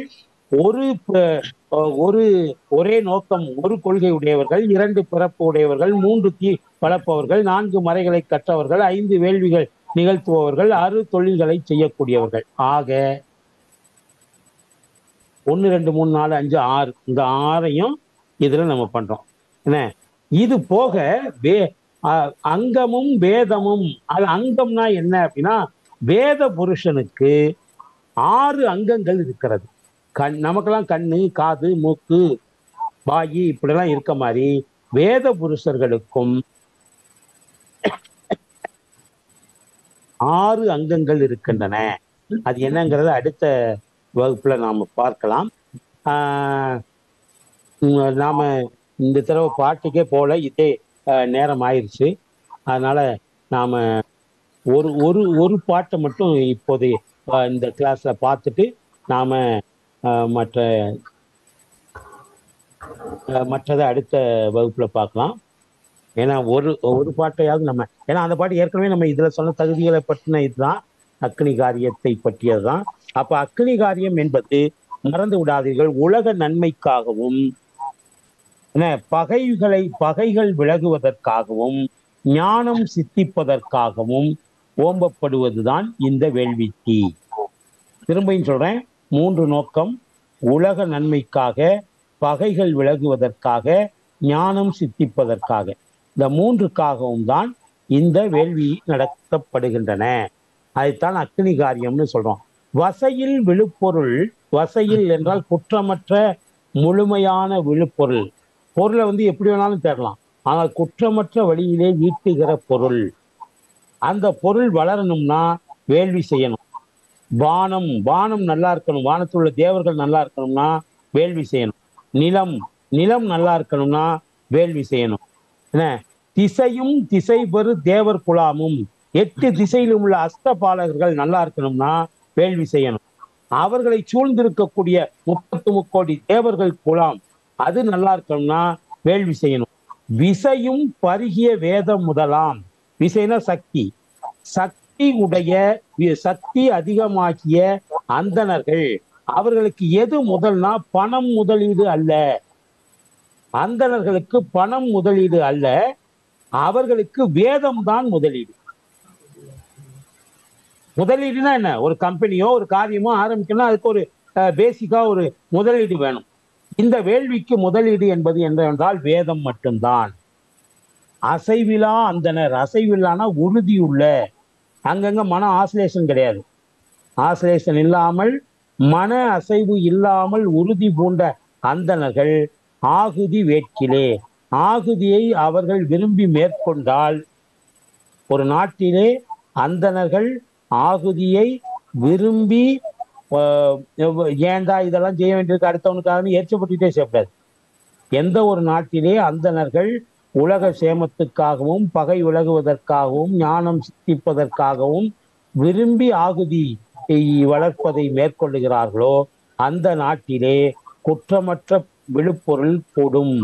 வானம், நிலம், திசைகளை இவைகளெல்லாம் வாழுகிற தேவர்கள் இவைகளை எல்லாம் அது நல்ல சுபித்தமான பாதைக்கு அழைத்து செல்லும். எப்போ அசைவில்லாத, தடுமாற்றம் இல்லாத, ஆசிலேஷன் இல்லாத அந்தணர்கள் ஆகுதி வேட்கல் என்றால் விரும்புதல், ஆகுதியை விரும்பி செய்தால், ஆகுதினா வேள்வி நெருப்பு, அது வேள்வின்னு தான் அர்த்தம். அதை விரும்பி செய்தால் இந்த எல்லாம் குறைவில்லாத செல்வம் வளரும், மக்கள், வானவர்கள், திசை காக்கும் தெய்வங்கள் எல்லாரும் சுகவாழ்வோடு இருப்பார்கள் என்று முதல் பாட்டுல சொல்றாரு. இது மீதியை நம்ம அடுத்த வாரத்துல பார்க்கலாம். அடுத்த வாரம் எங்களுக்கு இந்த இப்போ கோயில்ல பண்டிகை போட்டிருக்கிறாங்க. அது என்னன்னா கரெக்டா எனக்கு தெரியல. இன்னொரு 2-3 நாள்ல அந்த மெயின் பண்டிகை வரும். வருகிற நேரம் என்ன பண்ணுவாங்க, மைக் செட்டு எல்லாம் வீட்டு வாசல் வரைக்கும் கட்டிட்டாங்க. அதனால அடுத்த வாரம் வெள்ளிக்கிழமையில அந்த மைக் செட் சத்தம் தான் கேட்கும். பாடம் நடத்துவது என்பது கடினம். அதனால அந்த வெள்ளிக்கிழமைக்குள்ள அடுத்த வெள்ளிக்கிழமைக்குள்ள அது முடிஞ்சிருச்சுன்னா நான் உங்களுக்கு வியாழக்கிழமை தகவல் கொடுத்துருவேன் வகுப்பு உண்டுன்னு. அப்படி இல்லைன்னா அடுத்த ஒரு வாரம் மட்டும் அந்த சத்தத்துல நாம இது பண்ண முடியாது. வீட்டு வாசல் பூரா அந்த தெருப்புறம், இந்த தெருவுக்கு அடுத்தாப்புல கோயில் இருக்குது. டெய்லி சாமி 10 மணிக்கு மேல இங்க வரும். அதனால அந்த பயங்கர சத்தம் இருக்கும், ரெக்கார்டு அது இது போட்டுட்டே இருப்பாங்க. அதனால அந்த இடர்பாடு இருக்கிற காரணத்தான், அது கோயில் திருவிழா தான், அதனால அதை நம்ம தடுக்க முடியாது. அதனால அந்த இடர்பாடு இருக்கும் என்று சொன்னால் அடுத்த வாரம் வகுப்பு இருக்காது. ஒருவேளை அது வியாழக்கிழமை, அந்த தேதி எனக்கு கரெக்டா தெரியல. மெயின் ஃபங்க்ஷன் 3-4 நாள் தான், என்ன 15 நாள் ஃபங்க்ஷன்ல அந்த 3 நாள் தான் பக்கத்துல மைக்கு போடுவாங்க. ஒருவேளை அந்த விழா வியாழக்கிழமைக்குள்ள முடிஞ்சிருச்சுன்னா வகுப்பு உண்டு என்கிற தகவலை தரேன். அப்படி இல்லைன்னா நாம 14ஆம் தேதி தான் திரும்ப சந்திப்போம் என்பதை தெரிவித்துக் கொண்டு அனைவருக்கும் வணக்கங்களை சொல்லி இந்த வாரம் பாட்டுகள் ஐயா அனுப்பின பாட்டுகள் 101 ரகம் 22 வந்திருக்கு. முந்தினது வேற இல்லை. அதுக்கு முன்னாடி உள்ளது ஏற்கனவே அனுப்பிட்டேனே. முந்தி அனுப்பினீங்களா 102 வரைக்கும்? ஆமா, முதல் தொகுப்பு அனுப்பிட்டேனே, 100 வரைக்கும் அனுப்பிட்டேனே. அது உங்களுக்கு வரலையா? வந்ததா தெரியல. சரி, நான் திரும்ப அனுப்புறேன். மற்றது 212 இருக்குது, 213 இல்லையா நினைக்கிறேன். அதை நான் கரெக்ட் பண்ணேன். அதை விட்டு போன இது உங்களுக்கு அனுப்புறேன். ஏற்கனவே அந்த ஃபர்ஸ்ட் இது வராதவங்க யாராவது இருந்தா அதை முதல் 100 பாட்டுக்கான இதை நான் அனுப்பி வைக்கிறேன். ஓகே, நல்லது. காலத்தின் அருமை கருதி நாம் இதோடு இந்த வகுப்பை நிறைவு செய்வோம். அடுத்த வாரம் அல்லது அதுக்கடுத்த வாரம் மீண்டும் இதே நேரத்தில் சந்திப்போம். வணக்கம். மிக்க நன்றி ஐயா. வணக்கம். நன்றி. வணக்கம் வணக்கம் வணக்கம் வணக்கம் வணக்கம். நன்றி. வணக்கம் வணக்கம் வணக்கம். நன்றி. வணக்கம் வணக்கம் வணக்கம் வணக்கம் ஐயா. வணக்கம். வணக்கம் ஐயா. நன்றி ஐயா. நாளைக்கு பார்சல் எதிர்பாருங்க. நாளைக்கு அநேகமா வந்துடணும். பார்க்கலாம். சரி, நல்லது ஐயா. வணக்கம். நன்றி. நன்றி நன்றி.